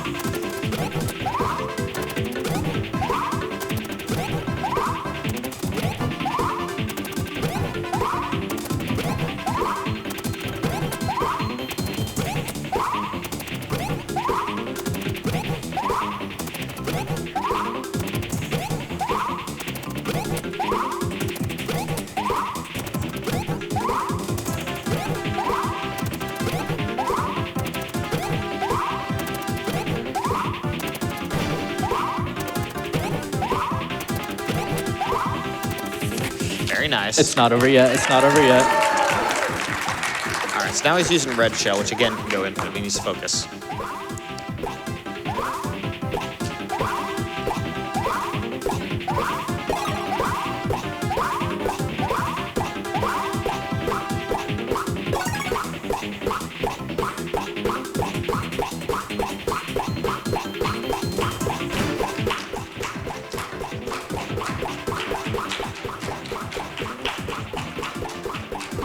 Nice. Yes. Very nice. My favorite song. All of those moves were extremely important. If he missed any one of those, the RNG manipulation would not have worked. You saw that we got an item drop there, and that's actually the Supreme Slacks. And it'll increase our PAL by a lot. It's absolutely essential for the final fights. Time for me to throw a few in? Yeah, go ahead and throw in. All right. We are moving toward that glitch exhibition, but we are still a little over $9,000 there, and this run is moving. Chat, we've been through so much together today. We fought, we made up, but what better way to end the arc of our love story than with a climactic, joyous ending where we get the glitch exhibition and I have to learn this entire speed run. I know we can do it. I have seen Twitch chat do incredible things. I know it's possible. I know we've got it, but it is truly going to take every single person to get that little extra push to get us over there. So keep getting on that train. Keep showing us some of your favorite games, some of your favorite puns. Let's see. Oh, I'm being attacked. We have $50 from Nat Tiger that says, let's get that glitch exhibition. For a game so easy, even a host can learn to run it. Oh! We'll see about that. I run plenty of games. Not well, but I run them. So fun fact about this area, you actually can do there's a later ability you get that we skipped called Baby Spin. That you can actually spin the babies on from the pipe up to the platform there. It's not a glitch, and that has been like the oldest skip that we've had in this game. And it, like, there has not been like any point that the speed run of this game has like not skipped having to do this sewers as intended. So this sewers here, we're actually going to be going backwards because there's like a whole bunch of annoying nonsense you have to do here in a casual playthrough. But I love that. So if you hit those spikes, the game assumes you had to have come from the other side and Exactly. pushes you all the way. That's awesome. Just like in Toadwood Forest, using the same kind of thing. yeah, so he's just going here because there's a lot of valuable like bros items here. And again, although we can just generate money, inflation be damned, the shop doesn't have like the really good bros items just yet. It has pocket chomps, but it doesn't have like the, you know, copy flowers, mix flowers, or red shells. So we really just kind of have to pick them up along the way. It seems like everything's going super well. How long would you estimate we have left to make this exhibition? 35 minutes. Yeah. Oh my goodness. Yeah, we are ahead of schedule, y'all. He's done We a can really do it, good though. job. I absolutely believe in the dream. We can get 9K in 35 minutes. You mind if I shout out some folks who are helping?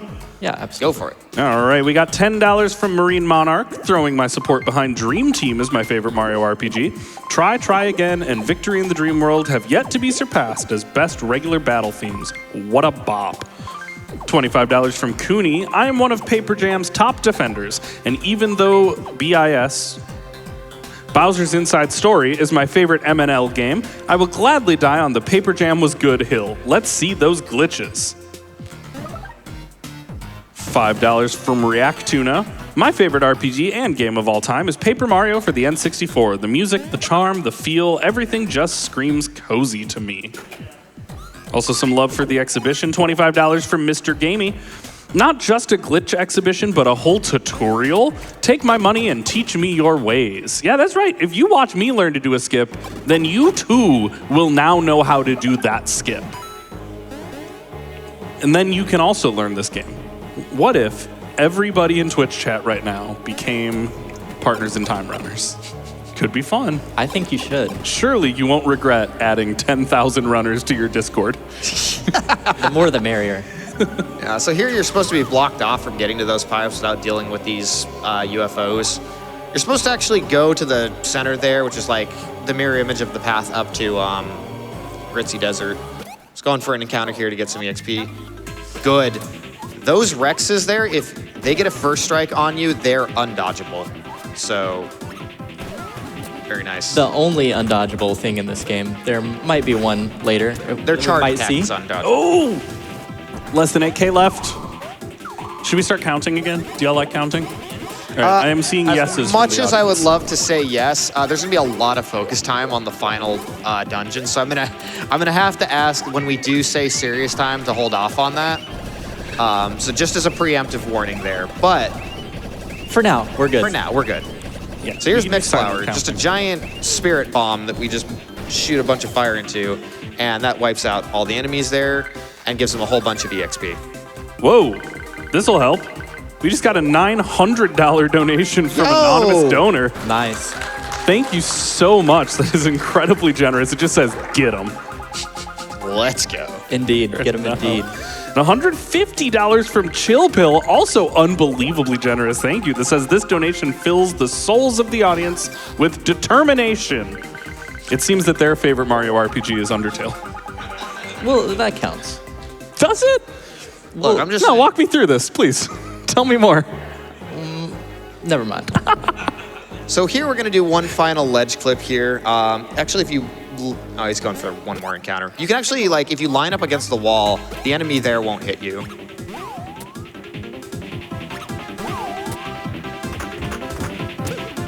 And this will be the final encounter before the final fights.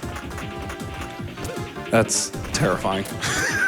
Don't worry, there's still a lot. There's still a The fact lot they didn't left. do the charge there is, like, uncharacteristically lucky, but... All right, one more mixed flower here.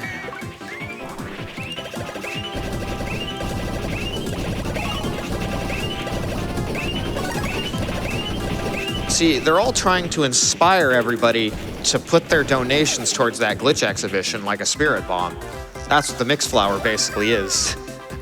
Anyways, we're hitting level 13. Again, you can do this at level 12, but this is just a safety strat.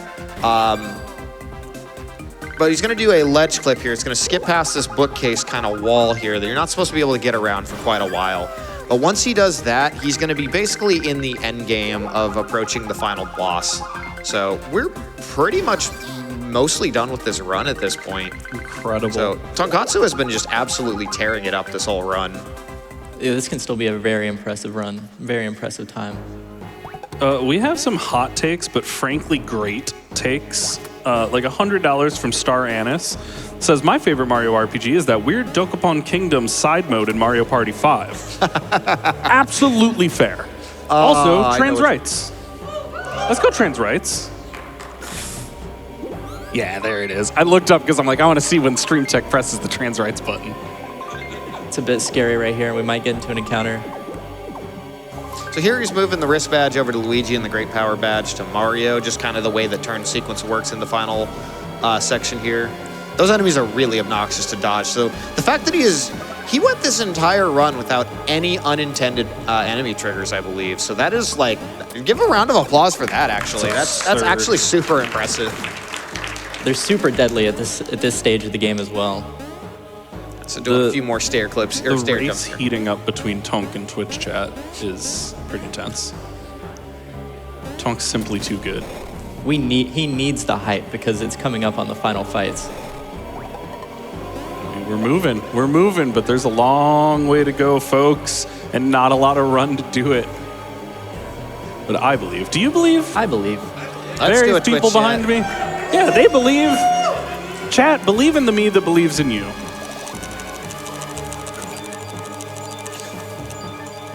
So here we have the other 3 Cobalt Star shards we didn't actually collect. We totally collected them. So they're supposed to guide us to like the core, which is somewhere in Shroob Castle, and that's like the idea here. But some weird things are going to happen. I'll get to those in a moment. But yeah, there's not a lot of run left, so it's been just killing it. This is a good question from a donor that I think we could start getting some discourse about in the donations. We got $50 from Lily. I have to donate for Partners in Time, my favorite and first Mario Bros. RPG. It's so nostalgic seeing this game run at AGDQ. What's your favorite Bros item? Mine is the trampoline. Let's get that glitch exhibition. Copy flowers. What are your favorites? Copy flowers. Copy flowers. Copy flowers. Copy flowers were the thing that inspired me to want to run this game, because they were the thing that made me realize just how high the skill ceiling of this game goes. We'll absolutely see them later on. That's a cool, fun thing to hear when I just promised I would learn this game. Be like, it has a really high skill ceiling. Everything's hard and terrible. Cool, Wait. thanks. I love this support. We haven't seen it yet. We haven't seen it. So here Princess Peach has been held captive, and yeah, sadly we missed the Gritzy Desert scenario, which was great. But anyways, so we're telling her that we assembled pieces of Cobalt Star, and she just reflexively, well, you'll see. So she, like everyone else starts to, like when we mention the Cobalt Star, they just go into a panic. And as she's about to explain it, of course, yet again, we're getting attacked here. And this is by the mothership of the Shrooms. This is how you can tell just how much of a boss Princess Shroob is if you watch the top screen here. They're hanging out on the edge of his ship, and she's just drinking from her goblet. Look, she's just a girl. Be nice. Oh, the She just needs a silly little drink. She's just like me for real. Princess, I can fix her. I cannot. If I had a nickel for every time this event that somebody on couch broke me a little bit, but oh my God. What happened? You'll see, she literally is a girl boss. Oh yeah, we around these parts respect Princess Shroob. Like, we've been hyping up this run. She is a boss, not only because she's like just a ferocious threat, but like she's also a master entertainer. That's why I'm sad we skipped the Gritzy Desert scenario. She knows how to entertain her people. Had this run happened a couple of weeks ago, we absolutely would have seen that cutscene as well. Yeah. It's incredible that we skipped an entire boss fight that we would have seen like even a week ago. Before I got jump scared by that, and as soon as I see it, I will read the donation. But before I got jump scared by that, I was saying, it's weird that both times I've hosted this week, someone on couch said I can fix her about a boss in the game. If I had a nickel, I'd have 2 nickels. She's not broken. She's perfectly fine the way she is. But anyways, so here's the mothership. You need to shoot the ships back at the mothership and kind of... This is just an annoying little fight here. Usually you want to line yourself up like 1 full meter up because she tends to be positioned a particular way. That's unfortunate. So you really want to get those hits in soon because what starts to happen is the little UFOs start to come towards you, and you don't want to get knocked out here. I don't know that anyone's ever died on this fight in a run outside of like early on in their like learning of this game. I apologize, Happy. It's probably going to happen That's to a you. cool way to make sure I die. Now that I've cursed you with this. That was great RNG at the end, by the way. Yeah, that was really good RNG at the end there, but like not as great at the start. So I do have that $5,000 go. donation from Fangamer that helped push us up. Thank you Let's so much. It says, hey, everybody, Fangamer here. We want to see the glitch exhibition, so here's a little donation to help make that happen. Make sure to add the incentive when you send in your donations. This donation, which directly supports Prevent Cancer Foundation, is made possible thanks to everyone who has shopped at the Fangamer AGDQ 2025 collection. Check out the full lineup of awesome GDQ merch at fangamer.com/GDQ. Thank you so much, Fangamer. And check out that merch. I gave myself a spending limit on GDQ merch, and I used it at Fangamer.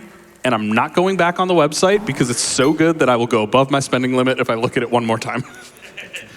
So here we are officially at the final boss of this game.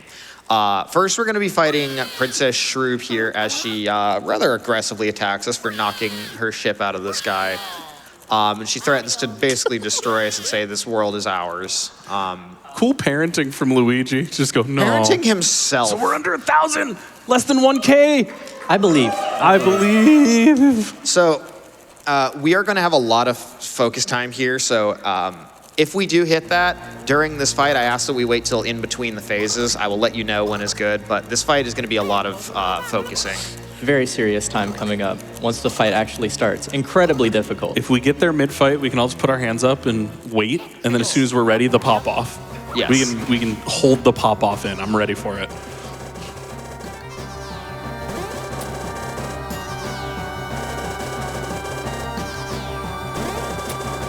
So this first part, she summons a barrier. We need to hit it 15 times to break it.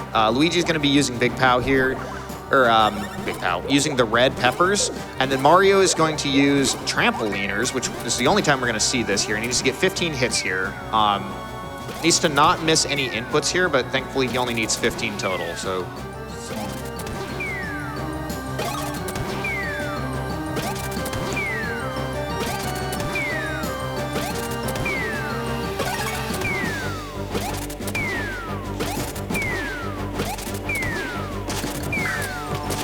So he intentionally failed at that point because he knew that the remaining 3 bros will hit automatically, and he doesn't really need to land any action commands after that. So Princess Shroob here has 1,700 HP in this version.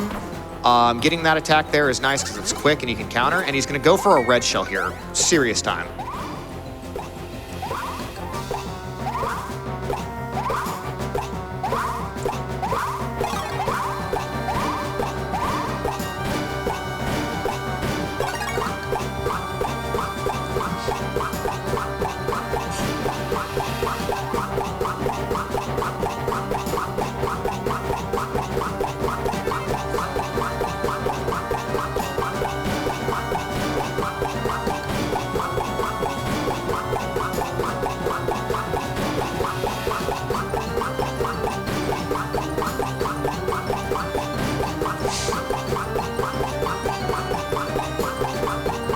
Yes. Let's go. All right, phase one of the Y'all final said boss. lucky is always One RNG, shot. right? That was an incredible string of 5 in a lucky- row? Yeah, I've never seen that before. That was incredible. That Amazing. All right, so that is the first phase of the final boss done before she's able to get to her desperation phase that she gets to when you knock half of her health out. Just one-shotting it with that red shell. That is a fairly tight window to do, and you can like go basically infinite on that attack. So if you're familiar with the stress of super jumps, imagine that at like twice the speed. So Yeah! let's go. Let's go! I've made some choices today. All right, so that was Princess Shrew. Now you might be wondering, well, didn't we just beat the big bad of the game? Well, you see, Princess Peach here has a reveal that the game has been kind of building up to this entire time. Actually builds up to more in the casual thing here, but in the casual playthrough. But she says she cannot let the core finish up she cannot rebuild the Cobalt Stars. And so she says One-san here, which or the English version, Big Sister. So there are actually two Princess Shrews. The elder one was initially confronted by with Peach basically chucked the Cobalt Star at her in self-defense as soon as she arrived at in the past. But the younger one, it shattered and went off to a bunch of places, and the younger one basically took over. So we have the reveal that there is the Elder Princess Shrew here, or EPS as we call her. So this is going to be the final boss fight, and she is way more intimidating than her younger sister. Is it all right if I take some time to thank our friends who have gotten us here? Yes, we'll give you just a moment here, and then final boss is going to be serious time here. Perfect. We got $25 from an anonymous donor that says, Partners in Time is the best tech demo ever. Get that alien princess team, one cycle that crown, and also Bowser's Inside Story for GDQ and trans rights. She really getting the wiggle on. Horse tilt. All right. Sorry, they requested I pause for a long time first. All right, here we go. This is the final stretch. The final part of the final boss. So she has two phases here, and she's basically like the Shroob's last stand in kind of a way here. So this word here, destroy, destroy, destroy, destroy, destroy, destroy, destroy. Banger songs, by the way, coming up. Yep. Second version of this track here. So UFOs are going to go on the top screen. He's going to be able to knock him out of the sky with the star that Peach gives us, or just ignore him. Okay, this is good to see because this attack can be countered for a good amount of damage. She's gonna, yeah, you can just hammer her like 6 times. So that's like 140 damage. She has 1,800 health in this phase. Luigi is going to red pepper up. Mario is gonna cannonballers because the way that the risk badge, the way that damage in bros attacks work is it's based on the bro who does the attack. So he's gonna do a lot more damage if he uses Luigi's turn. Do you want to really quick while we have a second? I'll be quiet, Tonk, I'll be nice. Hey, we opened another incentive. It's to upgrade to Stormy difficulty for Windblown. No. I've played a lot of Windblown. Stormy is hard. Y'all should do that and make my friends have a bad time. Okay.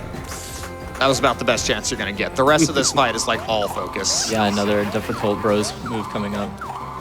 So, yes, get your donations in. We'll get to reading them. We'll have a lot of time after this, but red shell time, so.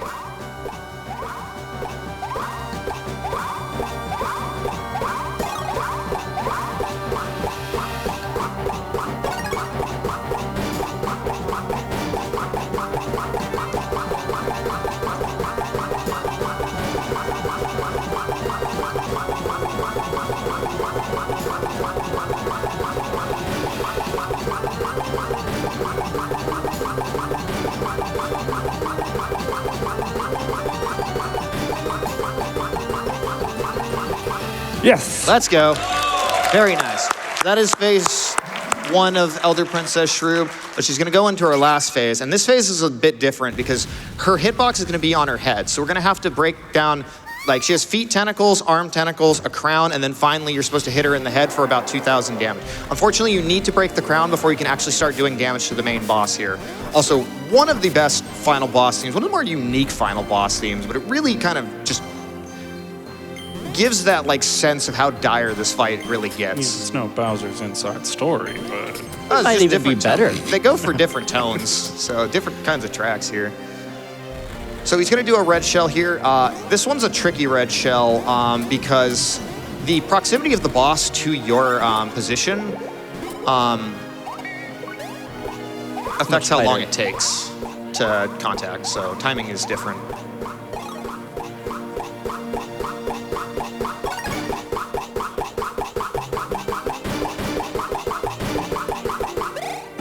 That's okay. Yeah, that's an easy one to fail because of just how tight the timing is. The timing's much more different than even the past two red shells. Even on the first phase, the timing was different from Princess Shrew, but even here, it's even tighter. Yeah, so he needs to kill the tentacles below her first so that he can actually access the crown.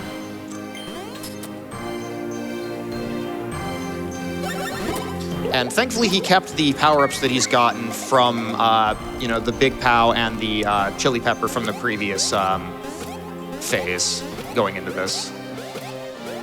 So, focus time.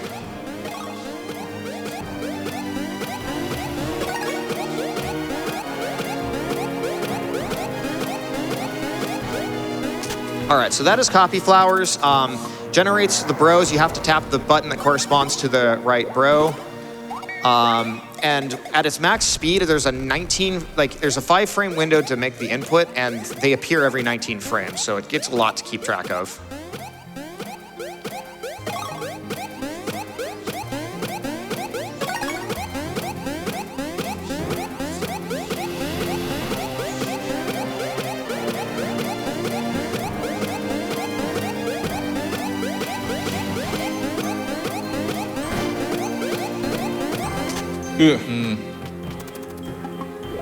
Unlucky. That's so close.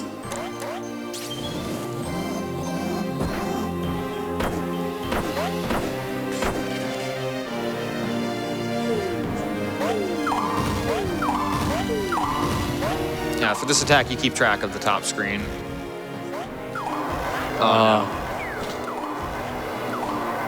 That attack right there is a big part of why this route change matters so much.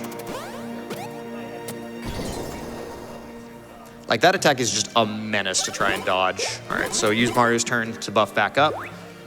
And we need to do about 1,996 damage to the head.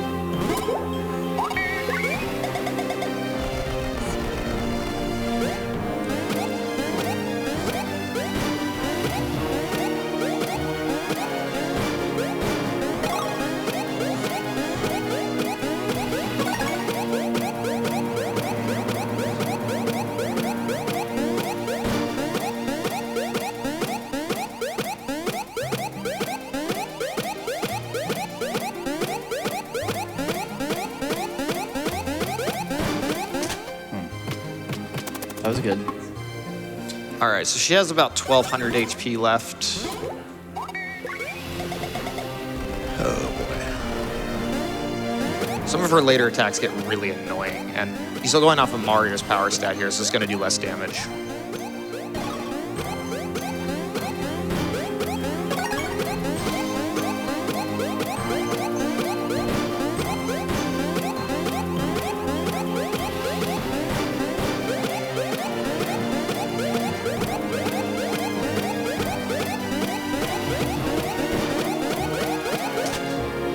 Nice. All right, so it's a solid amount of damage.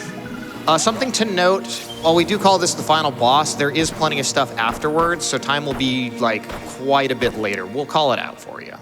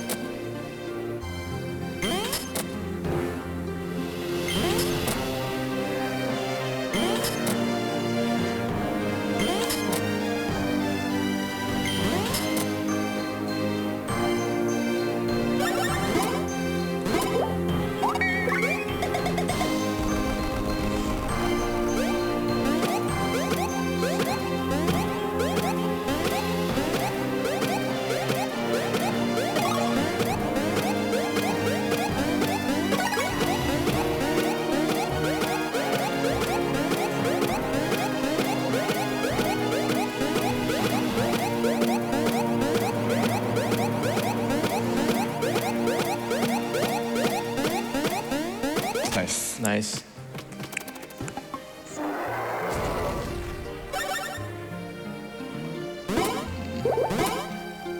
All right. Cannonballers, okay. I thought I saw him pick pocket chomps for a second there. Yeah, we're gonna have to break the crown again.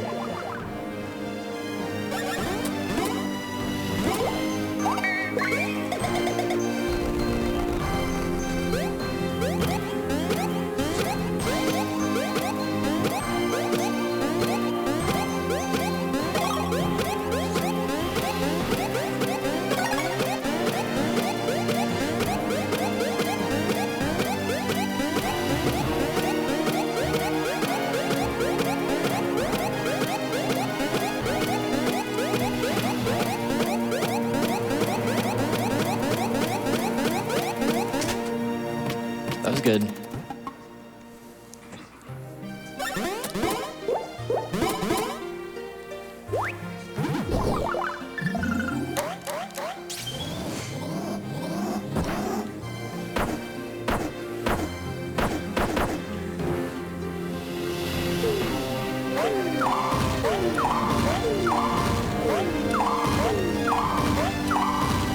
Nice. That's it. Let's go. Let's go.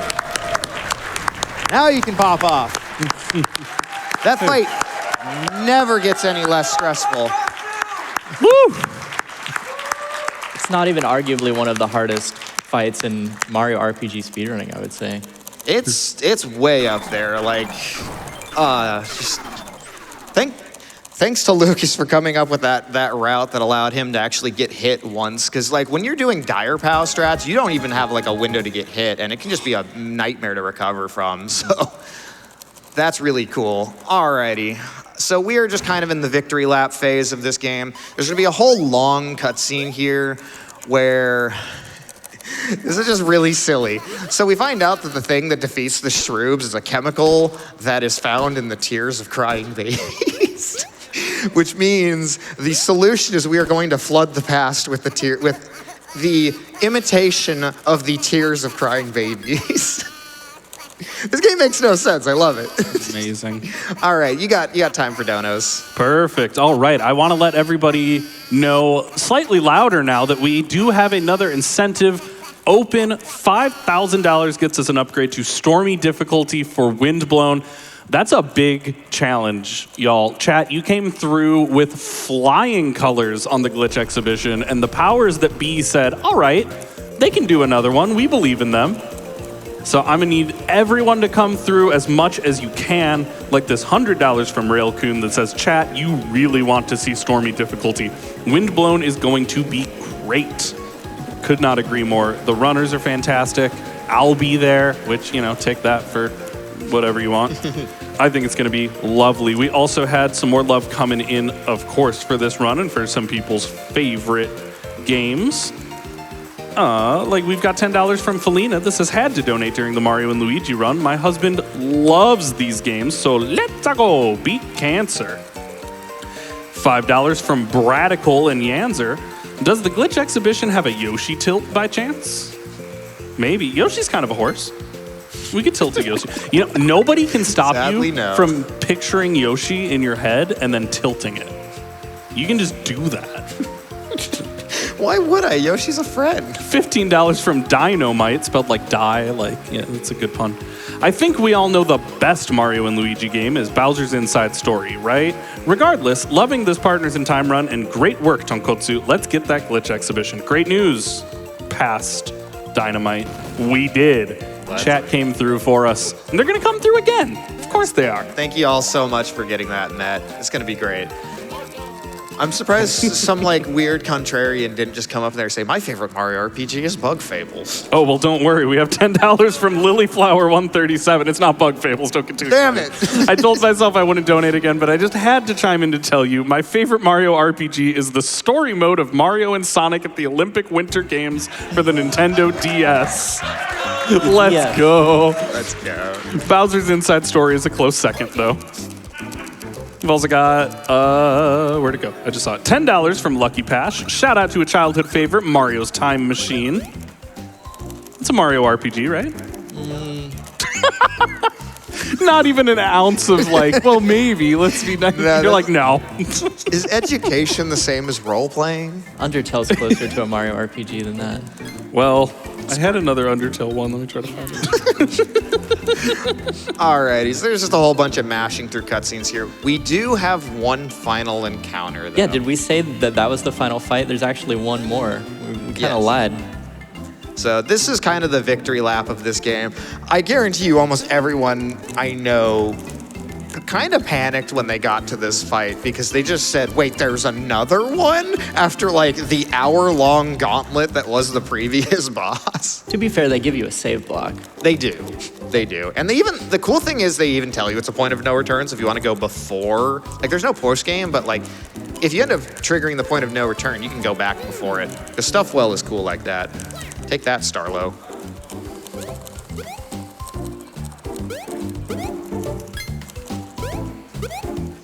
So alas, the mushroom that we have captured, which has the spirit of Elder Princess Shrew, is not dead yet. And so in the tradition of Mario and Luigi, something goes inside Bowser, takes possession of him, and then we get a boss fight relating to So you're saying Bowser's Inside Story is a literally, sequel? it's like every game. So Bowser gets possessed after the spirit of Cackletta goes into him in Superstar Saga.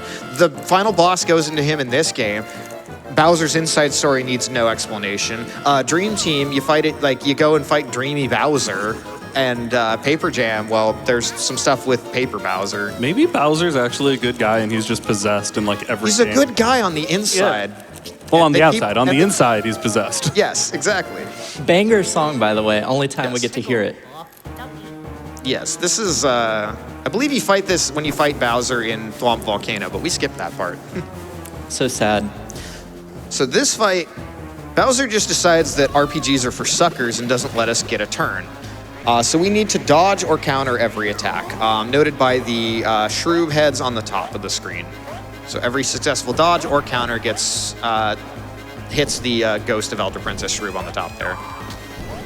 Shoutouts to Anwanu for the time that he was in a marathon run and he intentionally like got hit and almost died on this fight just to like make it interesting. And it gave all of us a heart attack and then set world record in that run. Incredible. Y'all, just an update. We are at 1190 out of that 5,000 for Windblown. So about 23% of the way there. We're making progress, but there's a ways to go. I know you can do it, chat, but we are going to have to put in everything that we've got. Like this $15 from Cassiopeia that says, Windblown, honey, you got a big storm coming. That's a great joke for like 5 people. I'm one of those 5 people. I loved it.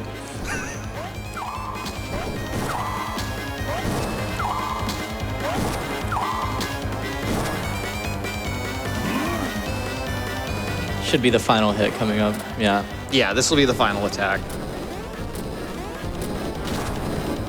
So he can just afford to take a hit there. And that is the final fight. The final boss. Final fight. There's going to be a couple minutes of cutscenes afterwards, and after the final text box fades, that's going to be time. I believe it's about 2 minutes, which means Tonkotsu came within like a minute of his PB in this run. Yeah. That is really impressive. Incredible. All right, so this will be probably the best time for us to do any of our shout-outs. I want to shout out my friend here, Snoion, for once again joining me on a couch for one of these games. The three of us, me, him, and Migu, who sadly had to depart a little bit early, we've kind of been like the three amigos with this game for a long time, where we couch each other's runs and, you know, discuss like commentary, the history of it. Got a shout out again, Really Tall, Solidified Gaming. I want to shout out Beastly N64, who found a couple of really useful glitches that have inspired other glitches. Anwanu, the GOAT, Mug 1991, who did a lot of stuff in Superstar Saga that is, I think some of it influenced like this game as well. Reef 417, who's had the record several times recently. Was very close to world record on the Japanese version and kind of just pushed the game to like new heights with red shell strats.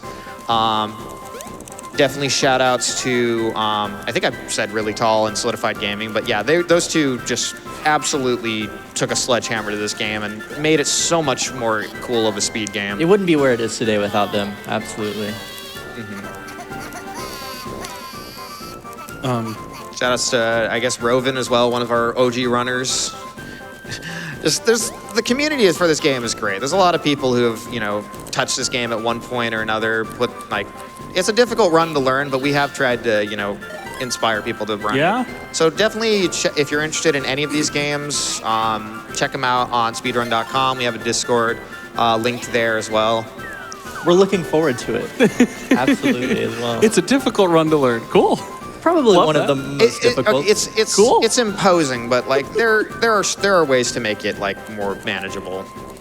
Anyways, so there's gonna be text down here that says "babies arigato" or "babies thank you" in the English version. It's gonna be 2 text boxes from now, or the next text box after this. I will call out time. Time. Let's go. Let's go. Great run. Thank you so much. 2:25:40. So this game has a really cool credits theme. Kind of just get this nice little slideshow of the entire rest of the game. But alas, we do have some glitch exhibition to show off. So I guess Tonkotsu's just getting his backup cartridges ready because you only have 2 save files on this game. But, Okay, so let's start with GDS. okay. Oh, yes. All right, so here we're going to show off Gritzy Desert Skip, which is used in the United States, Canada, North America version of this game. North American exclusive glitch. North American exclusive glitch, because they released the North American version of this game before every other version, and so they patched out a lot of things. It's also extremely difficult. Yes. Y'all did some great job. Some great work. We did get $10 again from Lucky Pash that says, had to double my donation to thank the couch for the appropriate reaction to Mario's Time Machine. The serious answer is Superstar Saga. Okay. I respect it. Respectable.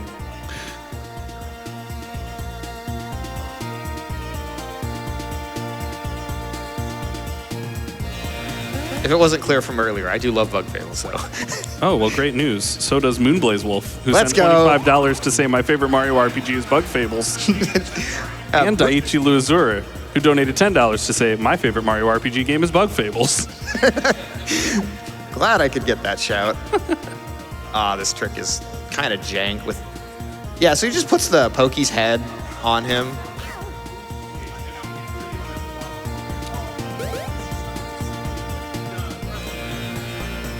I believe we're going to see another spike jump as well. Spike, he's right there. Spike Vegeta is actually there behind the setup pointing at us. Spike jump. That is a spike.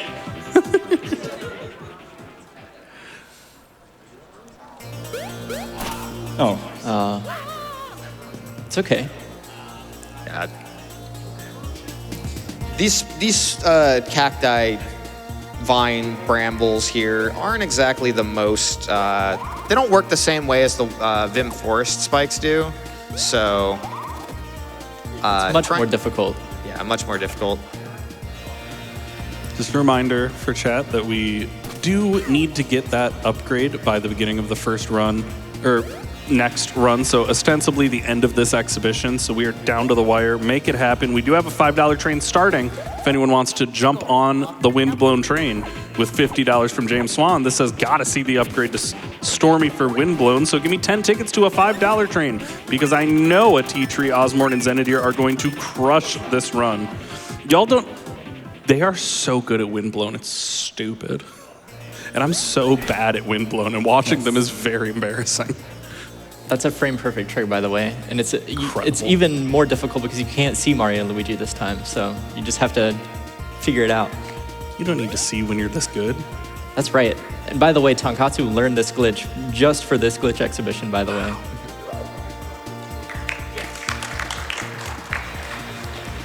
And I would say it's easily one of the hardest tricks in the entire run.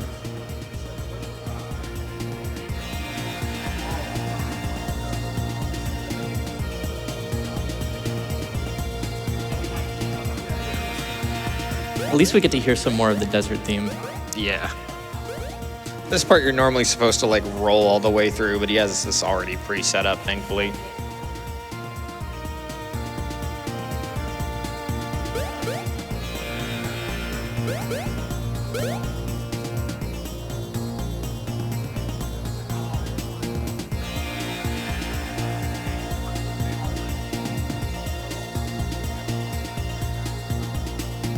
Just while we're walking real quick, an update. We are just over a third of the way there to Stormy.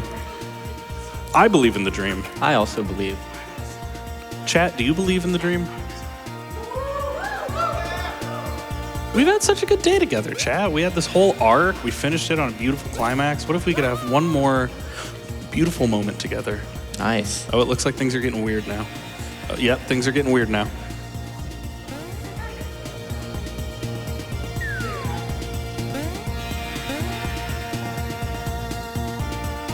And we just got top screen storage. It might not look like it, but once we hit this spring, some funny things are going to happen.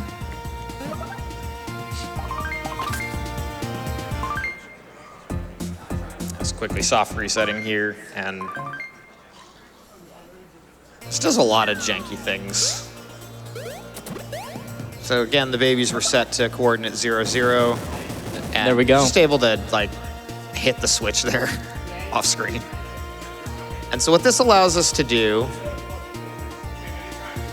is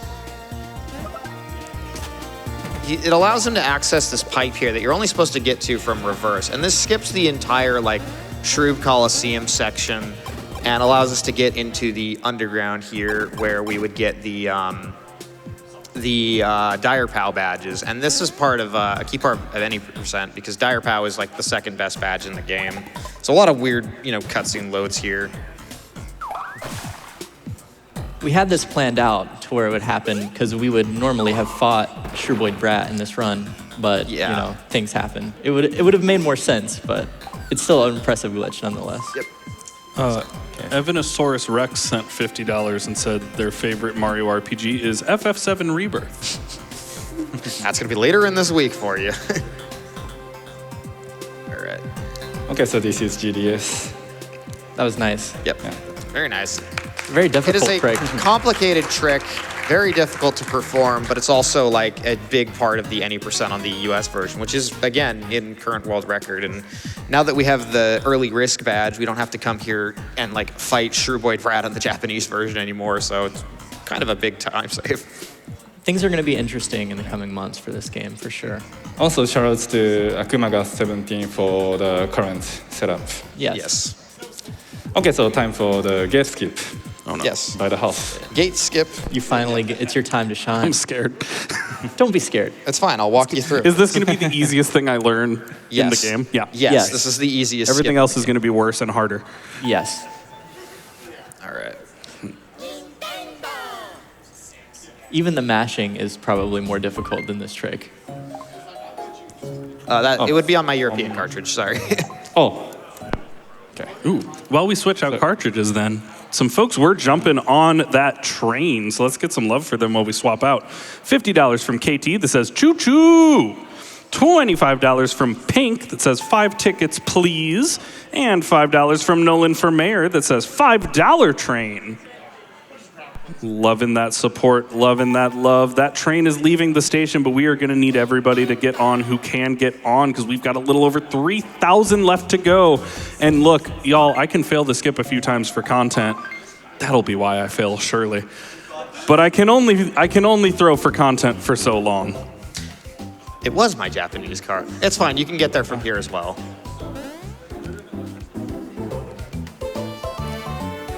You heard it first, everyone. If I miss it, it was for content. I believe in the first try.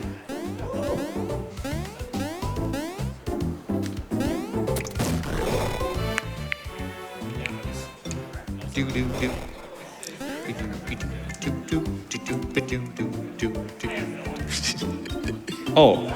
Okay, just pull up the Japanese card. I'm sorry, I completely misremembered. That's fine. I thought it was this one. I set this one up for something else, and I was like, is that the one I set it up on? Yeah.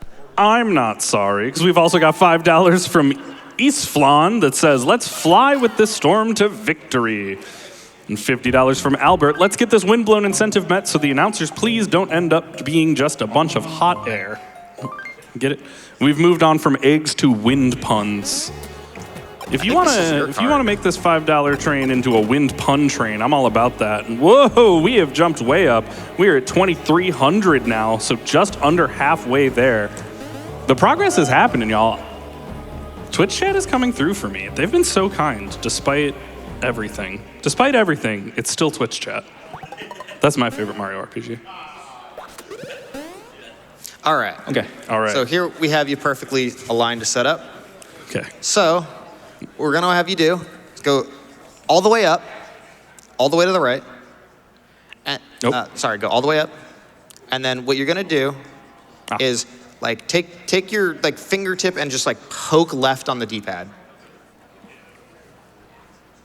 And then press A. And then push up. Okay, so you got a little bit too much leftward distance. That's all right. We'll try this again. Too much left? All right. Yes. So Just like like right. you kind of like poke it with your fingernail. It's just a little too much. Try again. Okay. No, that was a lot. Yeah. So, Maybe if I set it down. Yes. Maybe if we get like... The pressure's on. I believe so hard. Oh. Thought that might be it. a little too much. You gotta like just barely like poke it. Dang, yeah, it's finicky. Be enough. Ooh. Yeah! Let's go! Yatta! Yata. We got there, boys. Let's go. Real-time learning. Yes, that is how easy that trick is. To give you the story on the context behind that, well, Tonkotsu, if you want to load up the European version for the Void Warp glitch, we'll do one final one for you real quick. Okay. So, if you want to load, so the thing about that skip was when Solidified found it, she was like so shocked that it was so easy. She literally called up her friend like on the other, like from North America to Europe, like a 5-hour distance. It was like, you know, evening North America time and like dead but o'clock in the morning in Europe, just to complain at how easy it was. After all of the work and trouble that it was to find Palace Skip and the ridiculous setup of that skip, she was just like, why is this so easy? And was like angry about it. Yeah, you just saved an hour off of the run. Yeah. Just like Wow. So here what we're gonna do is spin into the babies and they're gonna hit the adults are gonna hit the time warp here, but the babies are positioned to land on the loading zone out of this room.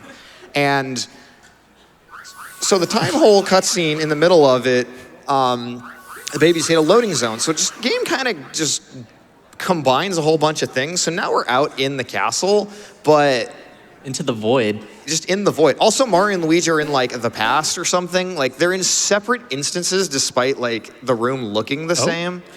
So yeah, every room that he goes to is just gonna be completely different color. No music either. It's Yeah, just, it's just so ominous. Also, there's deep several red. ways to like crash the game, I think, in this area.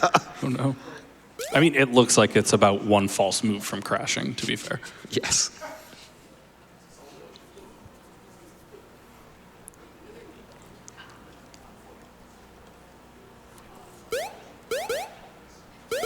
Yeah, you can't even really like get up the stairs. If you go to try and like talk to any of the NPCs in this like glitchy void state, just nothing.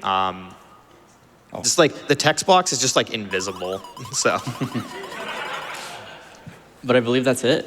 yep, that's basically it. All right. Okay. Thank you so much, everybody. Tonkotsu, if you have any final words you'd like to say. Yeah, thank you again for watching and donating. I'd like to thank the community members and give shoutouts to Lol45 for giving me the US version card. That's all. Thank you. Thanks so much. Keep watching GDQ, everybody. Keep donating. We really appreciate it. We appreciate all of you for watching this run. If you're interested in the Mario and Luigi community, just check us out on any of the speedrun.com pages in the Discord. But that's all for us. We really appreciate you. Much love, everybody. Take care.